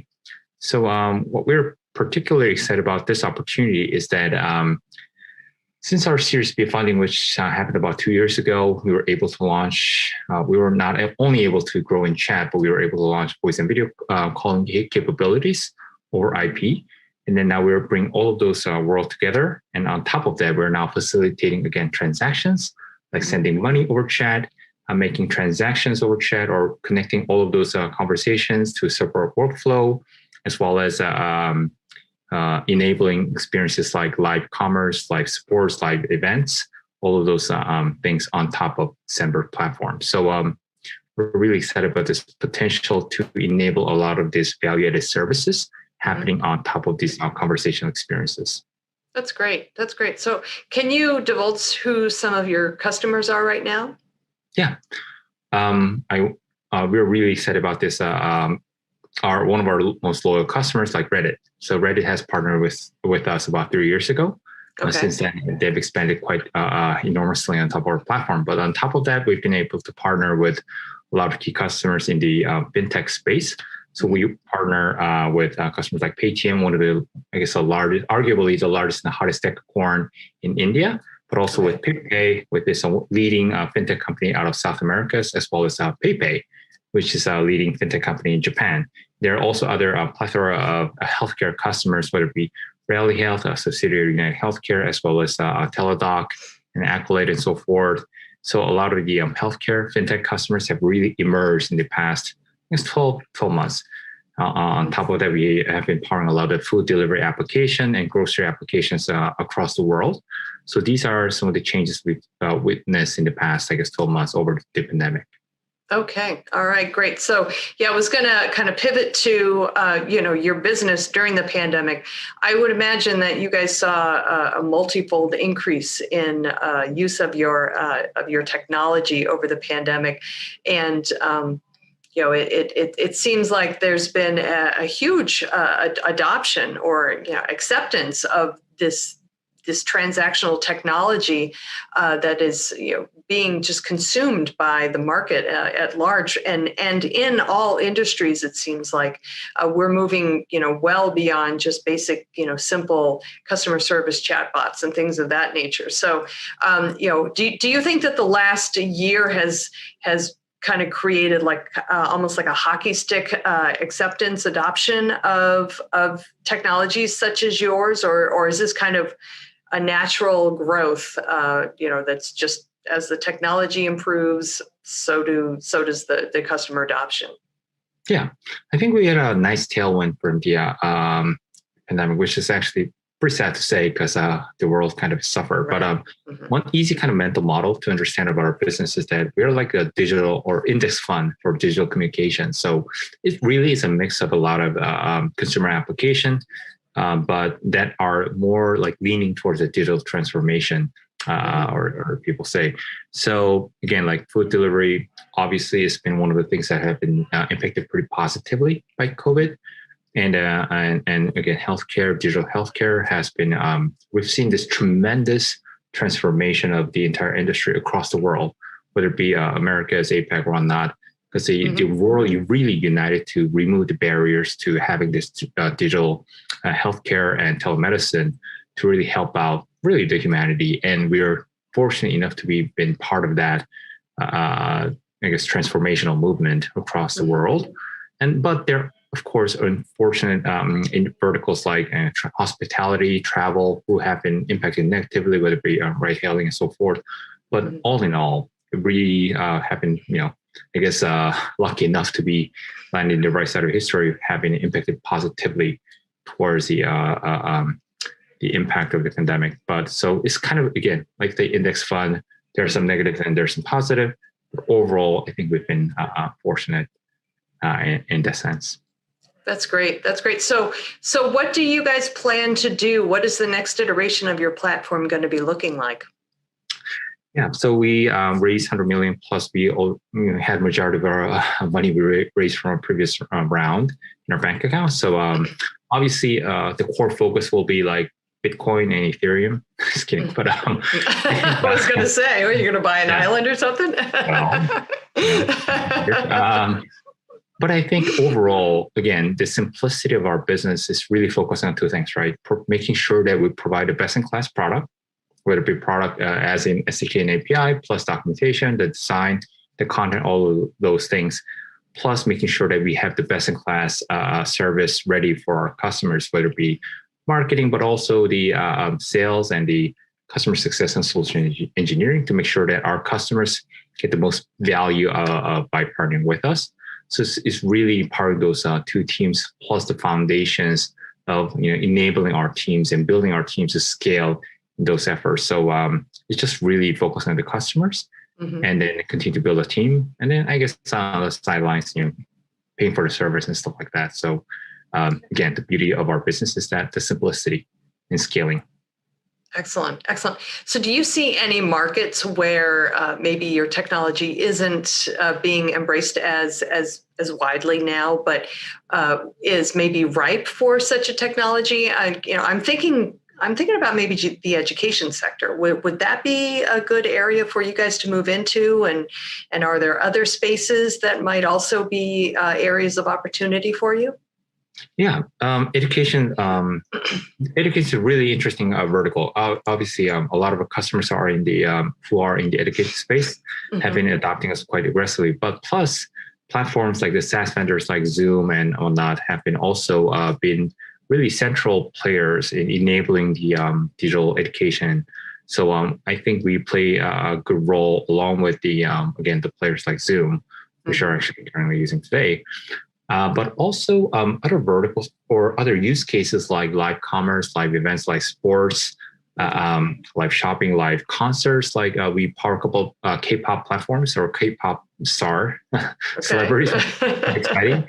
And so we've seen this new kind of use case really emerge. And I think what's interesting about these kind of verticals is that these live events and live commerce, all these verticals are related to live events are really trying to figure out how to navigate this post-COVID world. Because what they realized was initially, these verticals kind of used this live commerce or like these live platforms almost out of necessity because they could not host any of these live events before. But after they implemented some of these, they realized this is a super efficient platform to reach the global audience without having to travel across the world, without having to have all of their fan base or user base into one physical location. It's far more scalable, far more efficient. So I think people are trying to now figure out how do they use a platform like Sember to reach broader audience simultaneously across the globe. So I think this is a kind of a new vertical, a new use case that people are still trying to figure out. And I think it's a wonderful opportunity for both of their industry plus for Sember.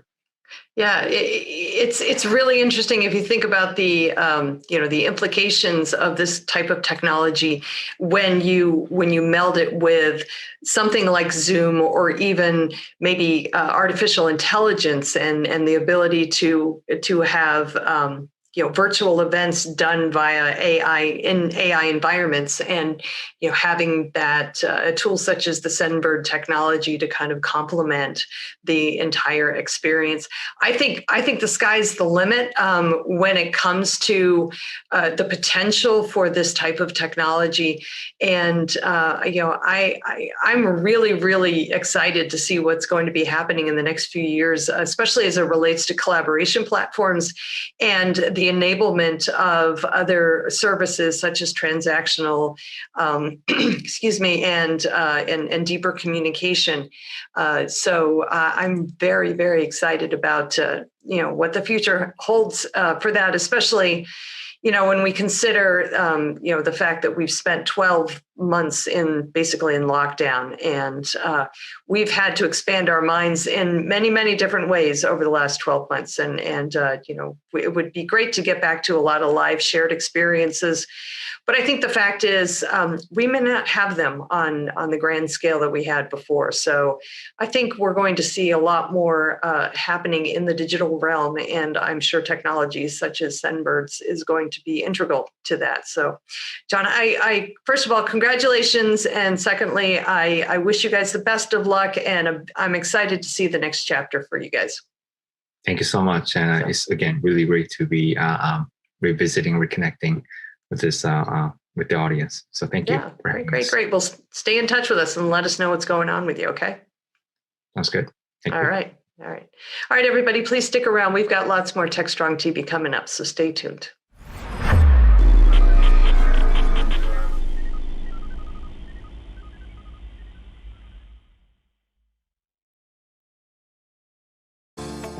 Disruption is occurring across every aspect of IT. Open source, cloud services, DevOps, and cloud-native software architectures are democratizing IT and radically transforming how business is done. The old ways of creating software and doing IT are being replaced with agile, flexible, faster, and cheaper methods, benefiting vendors and users alike. Accelerated Strategies Group is out to democratize access of industry expertise and knowledge. We use our expertise and experience to offer insightful, intelligent, useful information in a variety of formats relevant to the IT community, digital events, videos, reports, assessments, workshops, and implementation projects with tech vendors, IT organizations, and business leaders. We widely and openly share our work products, often for free. Analyst reports these days aren't worth more than a graph or chart that tells a story or illustrates a market trend. We work with developers, DevOps teams, cloud architects, security engineers, and transformation leaders most every day, creating and implementing transformational strategies and technologies. We're not just thinkers, we're also doers.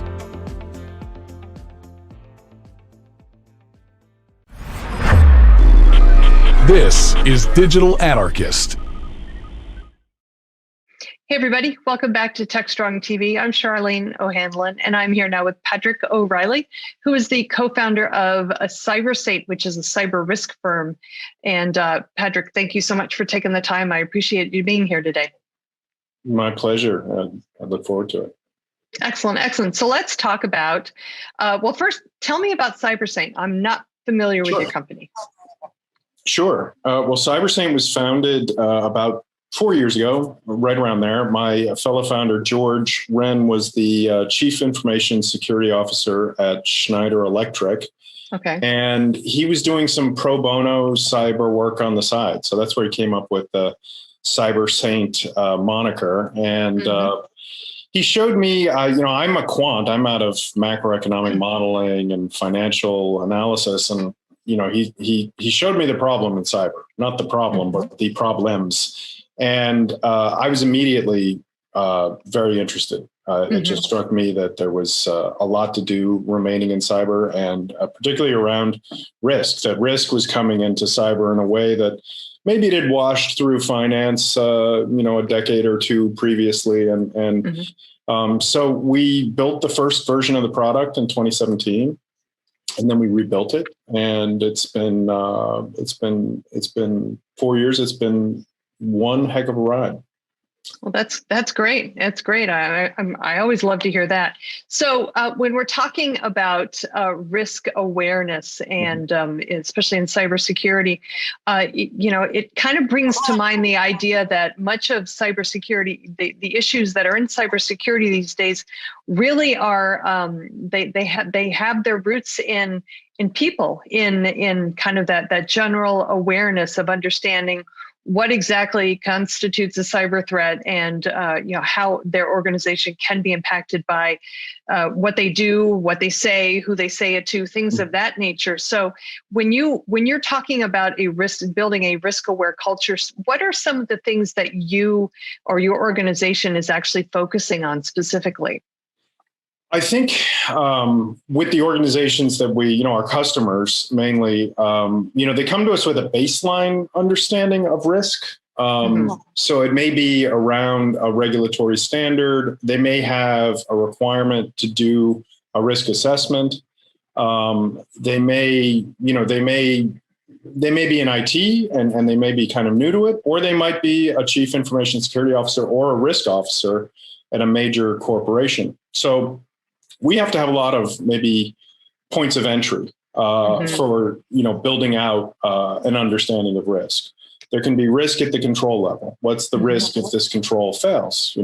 That's maybe what the National Institutes of Standards and Technology calls tier 3 risk. Then there are higher level risks. And what we found, I think over the last 2 years, as organizations try to quantify and measure and understand and socialize, because there's no point understanding a risk or wrapping some metrics around a risk unless you can immediately sort of turn to your, employees and say, look, this is sort of something we can do to mitigate it. This is maybe our exposure financially. So a lot of what we've done over the last year is to put in higher level or more strategic risks. And this is helping, security teams to socialize risk and to sort of involve IT in it, to involve OT in it, to involve the board or governance structures in it. So it's really about opening a conversation as to what a risk is. And that can get tricky, frankly. Yeah, it can. It can become a religious conversation quickly. So we try to emphasize, time-tested methodologies, transparent metrics, and visuals, because I think with respect to risk, understanding it, can be a visual thing as well. Yeah. I can certainly see that. No pun intended. But are you noticing in your experience that there are certain industries that are doing better when it comes to risk awareness than others?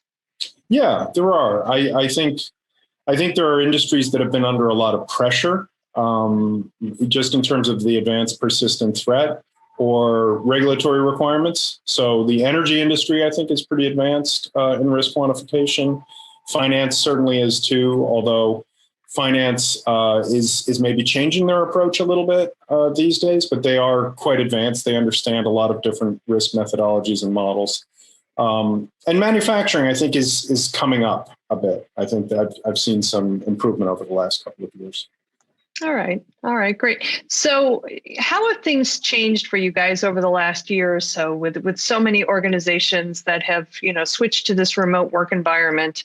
And we wouldn't be able to get through an interview without talking about COVID-19 and work from home. So that's just kind of the way that it is now. But it's a huge topic for in so many areas of IT, and certainly cybersecurity is a very, very large part of that. So when you're talking to your customers and both existing and new, what are some of the things that they're seeing that are kind of maybe triggers for you guys that maybe kind of speak to the need to increase risk awareness? We're seeing it's been the pandemic has put a lot of emphasis on digital transformation. It was sort of and that's a buzzword. Really, it just means moving more and more workflows to the cloud, as far as I'm concerned, and understanding how your practices maybe natively can be virtualized. So we're seeing a lot of that. The big companies are coming to us and saying, we're going to move things into the cloud. We're going to move workflows into the cloud, and we want to streamline. And in so doing, there's new risk exposures. Right. And those new risk exposures, there's a real opportunity, and this is what I'm seeing, especially lately. There's a real opportunity to visualize risk across a lot of different come to us through the pandemic and maybe some of the acceleration, because companies were talking about doing this, 18 months ago. It's just that the pandemic has put a little extra pressure on everyone.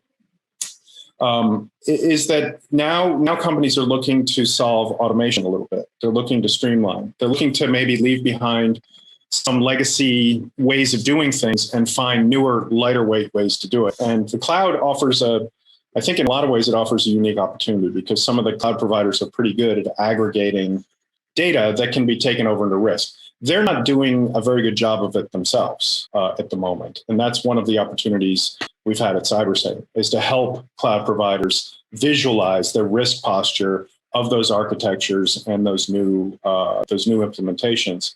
And, the cloud providers have even come to us and said, help us with this because we're giving fractional views based on maybe this utility we have, or we're aggregating it all over here, but we don't know quite how to get it over into risk. So help us understand that. Yeah. Well, I can see a lot of that happening in the cloud these days, and to your point, there's not a lot of cloud governance that's happening as it relates to cybersecurity, and everybody's got their own nomenclatures, and nobody's speaking the same language. No. So that's a huge problem in the in the cloud space right now. So definitely, I see a huge area of opportunity there for you. But do you think the conversation overall, as it respects to in respect to cloud, just risk awareness in general, do you think that's changed for you guys? Do you think organizations have become more sensitive to these risks, be it over the last year or so, or maybe even just kind of, in the broader sense, as the space has matured, are organizations just kind of more aware? They are. But they don't know. They're becoming much more aware and much more risk savvy, and you can kind of see it in waves. Maybe 2 years ago, you would talk about alternate risk models, say something like the NIST approach of likelihood and impact, and then maybe someone would mention the FAIR model, and it all seemed very distant. Now they want to see these things live and in the product. They want to use them to report. They want to use them to drive remediation. So, and they want risk treatment plans. They're asking for very specific, tangible things that were, I wouldn't call them pipe dreams 2 years ago, but they were more in people looking forward and thinking about how they were going to address this in the future. I think also governance structures have become much more open to the discussion around cyber risk. I think that's driving some of this as well. Yeah. Well, I would imagine that people's minds have just been expanded in general, in relation to just the fact that, to your point before, digital transformation efforts have accelerated dramatically over the last 12 or so months. I think now that they recognize that they can accomplish these things, that I think the bar is being raised, and that that they recognize that not only can they ask for these things, but they can expect that they'll be delivered as well. So, I think there's a very good chance that everybody's lives is about to get just a little bit more complicated because people's expectations are just that much higher. So we'll see. I agree.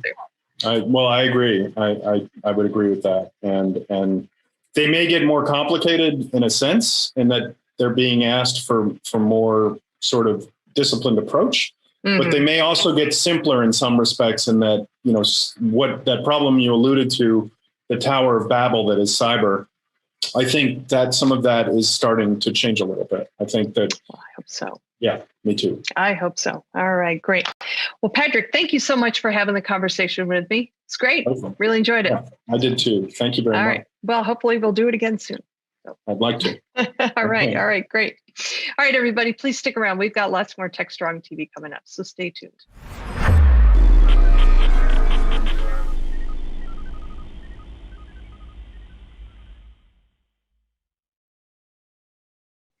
Hey everybody, happy Tuesday.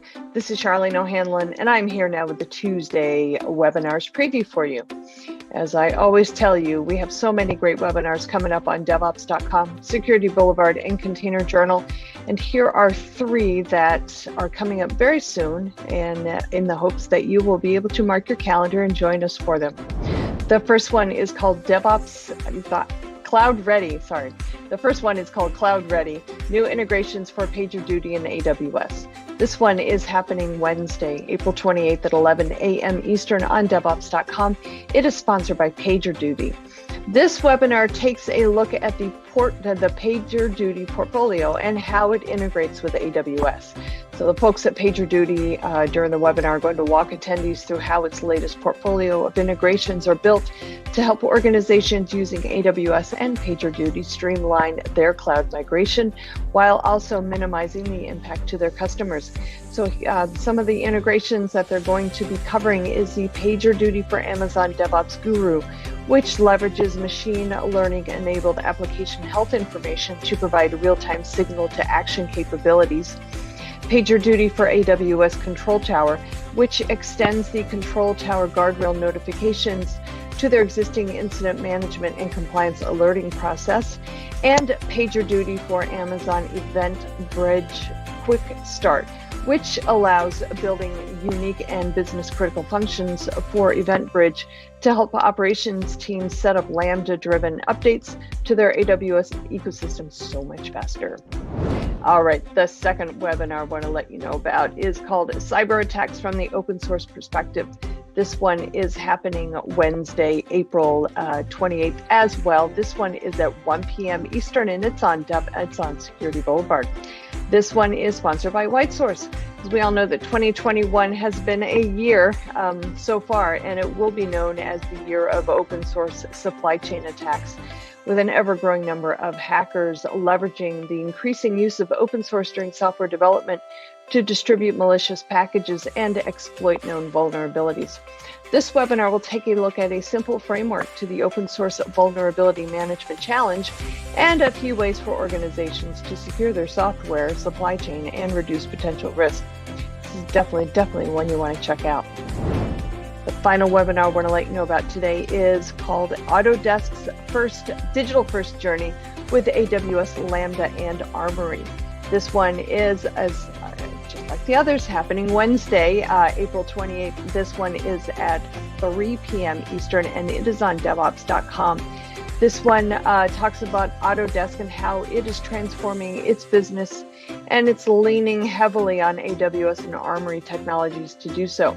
This webinar features engineering leaders from Autodesk, AWS, and Armory, who will describe how the combination of AWS and Armory technologies are helping enable this transformation at a global scale, as well as some of their learnings along the way. Some of the takeaways include how becoming digital first requires a change in mindset. Standardizing on cloud native tools and rolling them out incrementally can accelerate your transformation. And it's important to choose the right tools to give you the flexibility to meet your evolving business needs. And finally, how AWS Lambda and Armory has provided the tools to enable Autodesk's transformation. Good stuff all the way around on that one. All right, those are the webinars that I have coming up for you. Check back with me on Thursday when I will have a fresh new batch for you. Until then, have a great day, everybody. Please stay safe.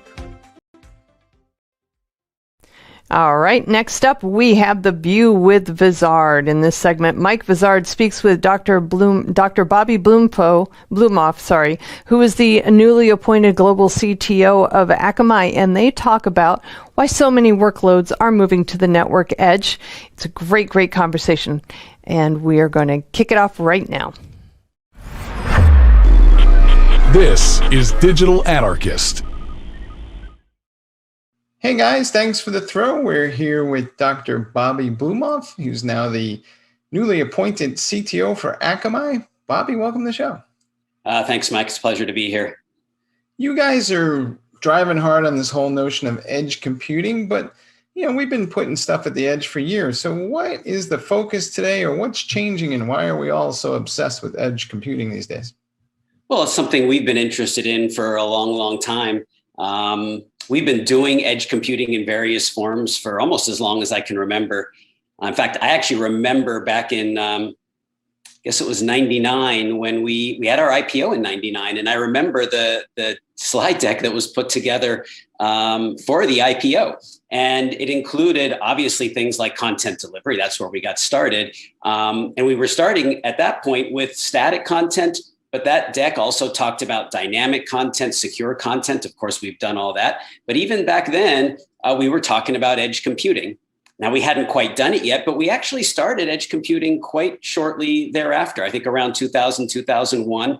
And I do think of it today as an important part of the platform. It's what makes the platform extensible, customizable, and it allows our customers to use our platform as a platform to do what it is they need to do to create fabulous experiences and protect their experiences online. Yeah, to me, it seems like there's two flavors.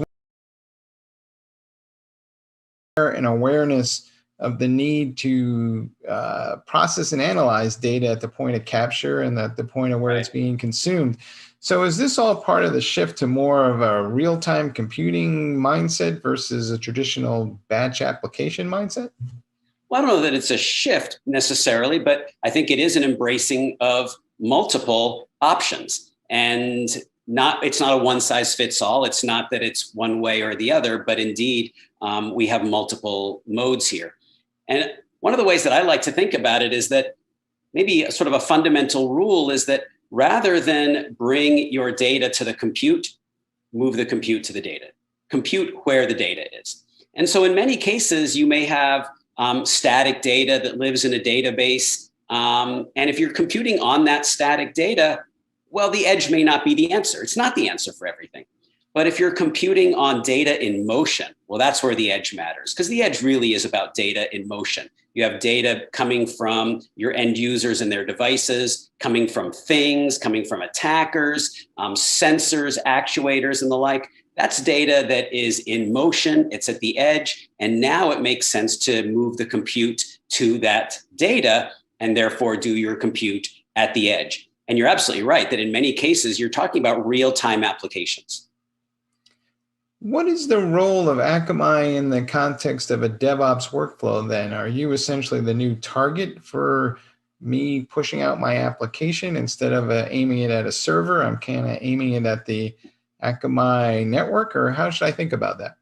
Well, I think that's all part of it. I think what we've seen is there's a transformation in terms of who the user of our platform is. Today, more and more, the user of our platform is a developer, and they want to interact with our platform, not with a GUI where they push buttons and click GUI elements, but rather they want to interact programmatically. So they want APIs, they want command line interfaces, they want integration with their workflow tools, they want fast interaction so they can push things out quickly, get responses quickly, and iterate, the ability to debug in real time and things like that. So it really is, and actually I think this is a very profound shift. It's an important one, and we see it really quite substantially, that it is the developer who is the user of the platform, and they require a different way of interacting.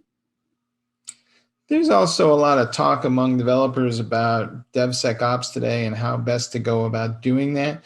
And you guys have always positioned your offering almost as like a DMZ between, the unwashed masses and my assets on the other side of it. So, what role does Akamai play in that DevSecOps mindset?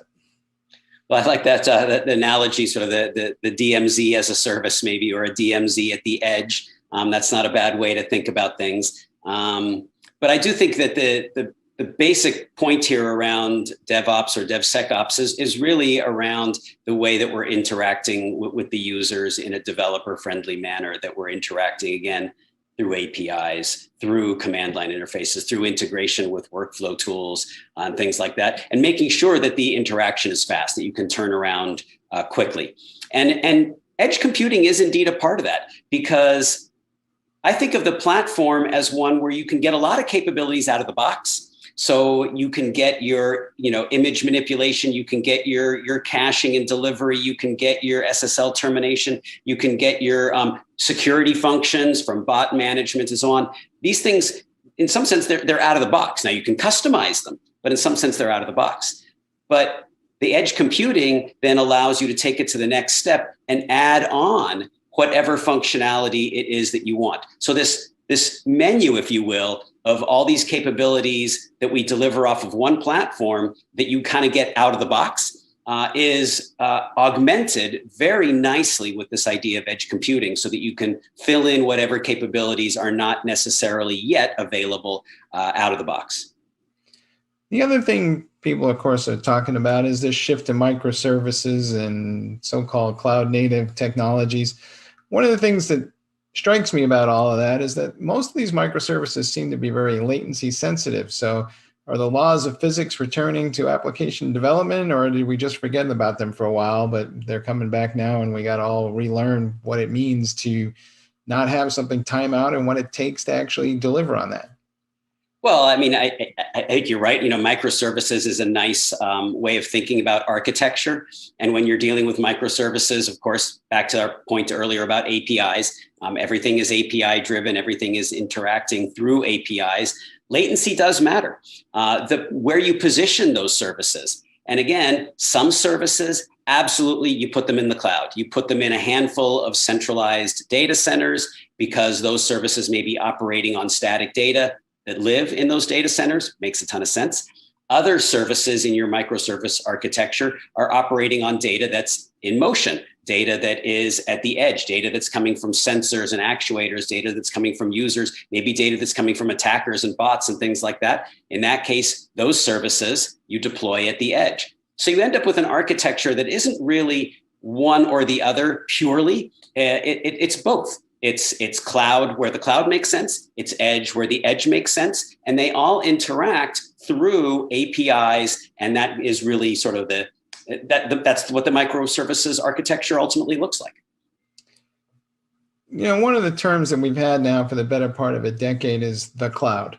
And it seems to me, though, at the edge, each one of these little things is a micro cloud in its own regard. So is that one way to start thinking about it? And then, of course, if everything's a cloud, then, do we need to call things cloud computing, or is it just, the next generation of enterprise computing?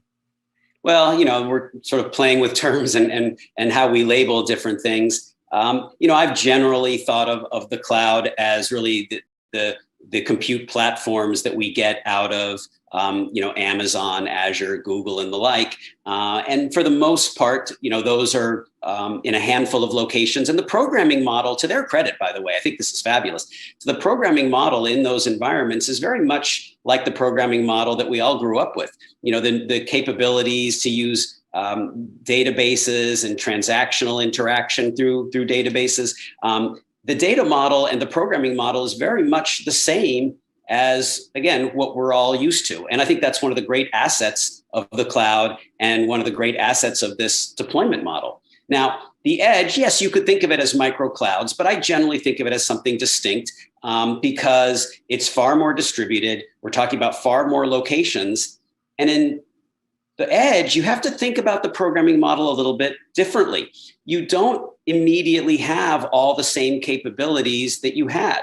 And you need to think about your programming, as I said, somewhat differently. You need to think about, well, what data am I operating on? You want to be operating on the data that is the data at the edge, the data in motion.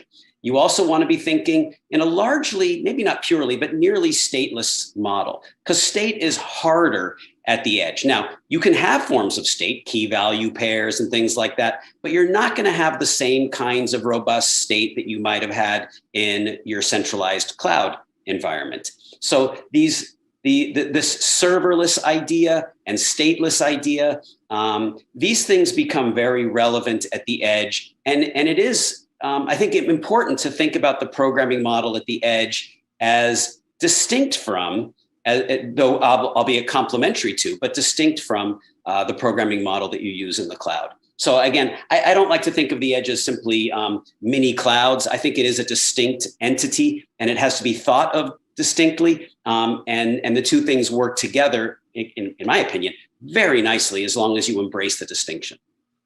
Are we getting to the point soon where there might be more application workloads running at the edge, and there's a lot of different flavors of the edge than there are in the cloud? Is that going to happen someday? It might. I think that we see more and more of this idea of data in motion. And as we see more and more devices consuming and generating more and more data, which could be associated with things like AI and machine learning. It could be associated with things like virtual reality and augmented reality. As we see more and more things in more and more places, as we see more and more sensors and actuators connected to the internet, as we see more and more attacks and threats, all of these things, I think, work toward the center of gravity at the edge growing.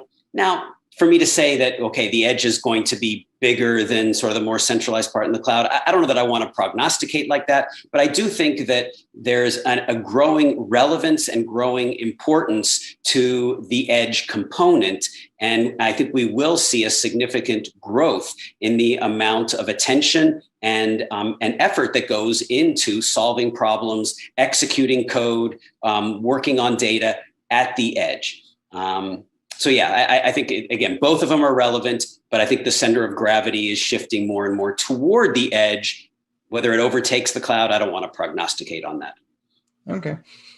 What do you wish that developers or DevOps teams knew about Akamai's role in the edge computing model and how they should interact with you guys when they first show up? You know, what's the thing that you always find that you spend a significant amount of time trying to educate people on?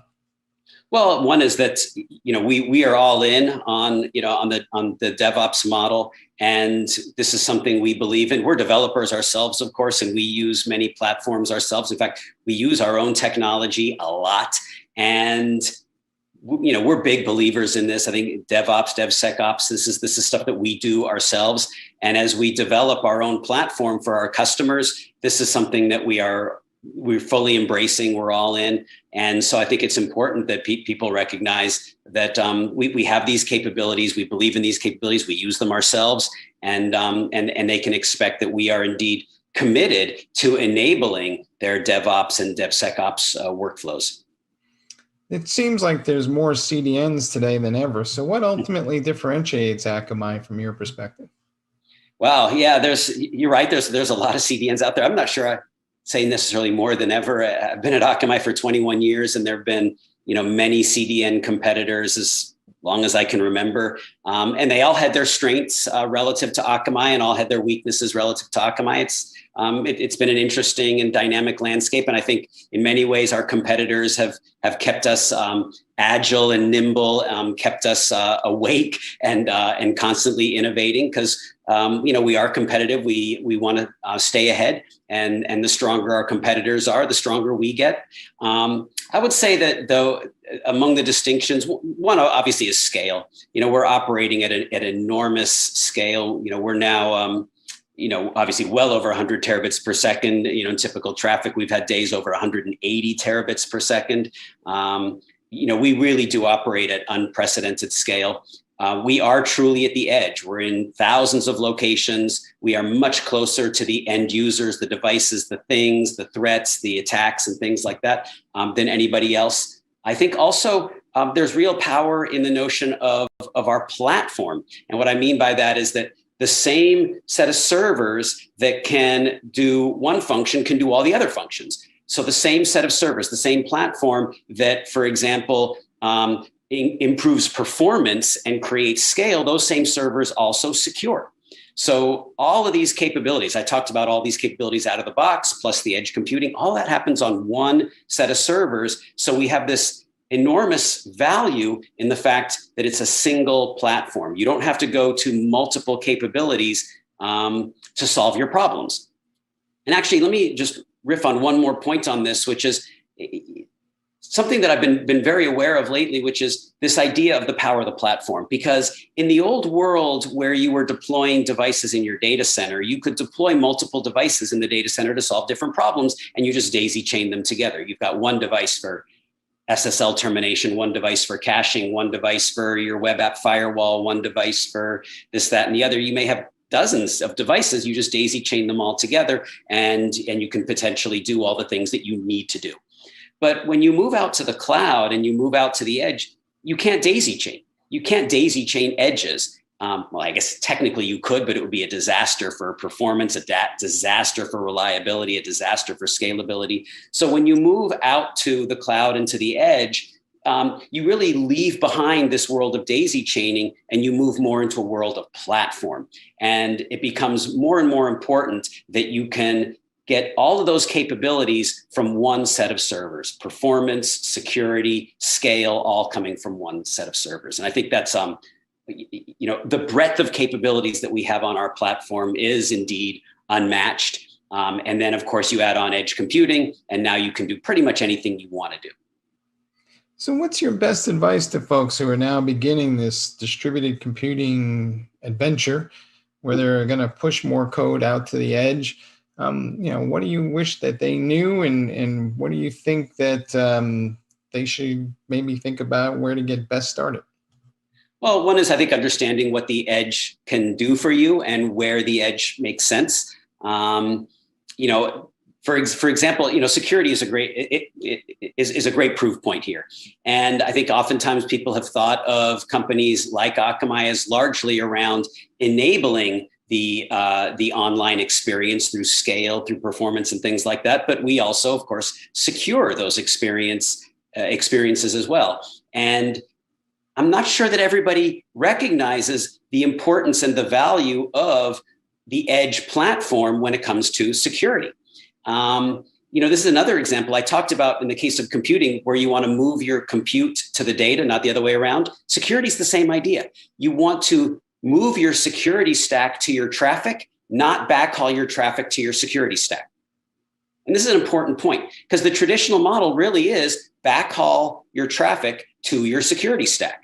That way you can secure it. But backhauling is the enemy of performance. It's also a disaster for scale, for cost, for reliability. You really don't want to be backhauling traffic. It's horrible. And by the way, backhauling attack traffic is even worse. I mean, it's really just a non-starter to be backhauling any traffic, really, but attack traffic even worse. So just as I talked about moving compute to the data, I say move your security stack to the traffic. Don't move your traffic to the security stack. And the only way you can get your security stack to where the traffic is to have that security stack live at the edge. So the edge is a critical component of your security posture, of your security environment. And I'm not sure everybody recognizes that, the importance of the edge in securing your environment. So do you think the security people are participating enough in this conversation, or is it just we need the developers to think more about security, or where does that kind of melding of the great developer security mind occur? Well, I think they're getting there. I think, we've understood the importance of the edge in security for a long time. And I do think more and more CISOs, for example, are starting to recognize this. And I do think we see a significant movement away from sort of the on-prem security stack, or even the virtual data center security stack, towards the edge. And again, I've never claimed the edge is the answer for absolutely everything. But if you're not thinking about the edge as an important component of your security story, I think you're really missing something substantial.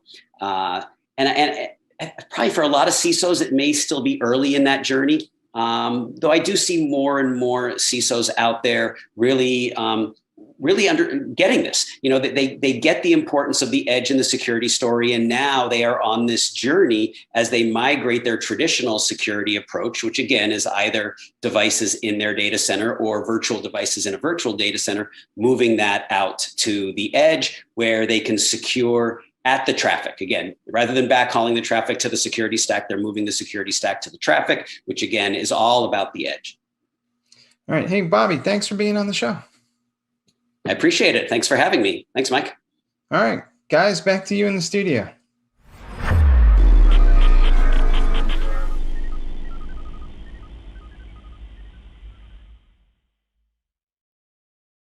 SecurityBoulevard.com is the leading resource for news, analysis, and education on challenges facing the cybersecurity industry. SecurityBoulevard.com covers all aspects of cybersecurity, including data security, DevSecOps, cloud security, application security, network security, security threats, and more. SecurityBoulevard.com has the largest selection of security content, featuring breaking news, blog posts, podcasts, and more. Visit www.securityboulevard.com to learn more. SecurityBoulevard.com, home of Security Bloggers Network. All right, that wraps up another TechStrong TV broadcast. I hope everybody enjoyed today's conversations as much as I did. So much information in today's TechStrong TV. Just a quick reminder, RSA conference is quickly approaching. They're the virtual one, that is. I can't believe we are so far into the month, but it is happening May 19th. And as part of that, DevOps Connect DevSecOps at RSAC is still going on.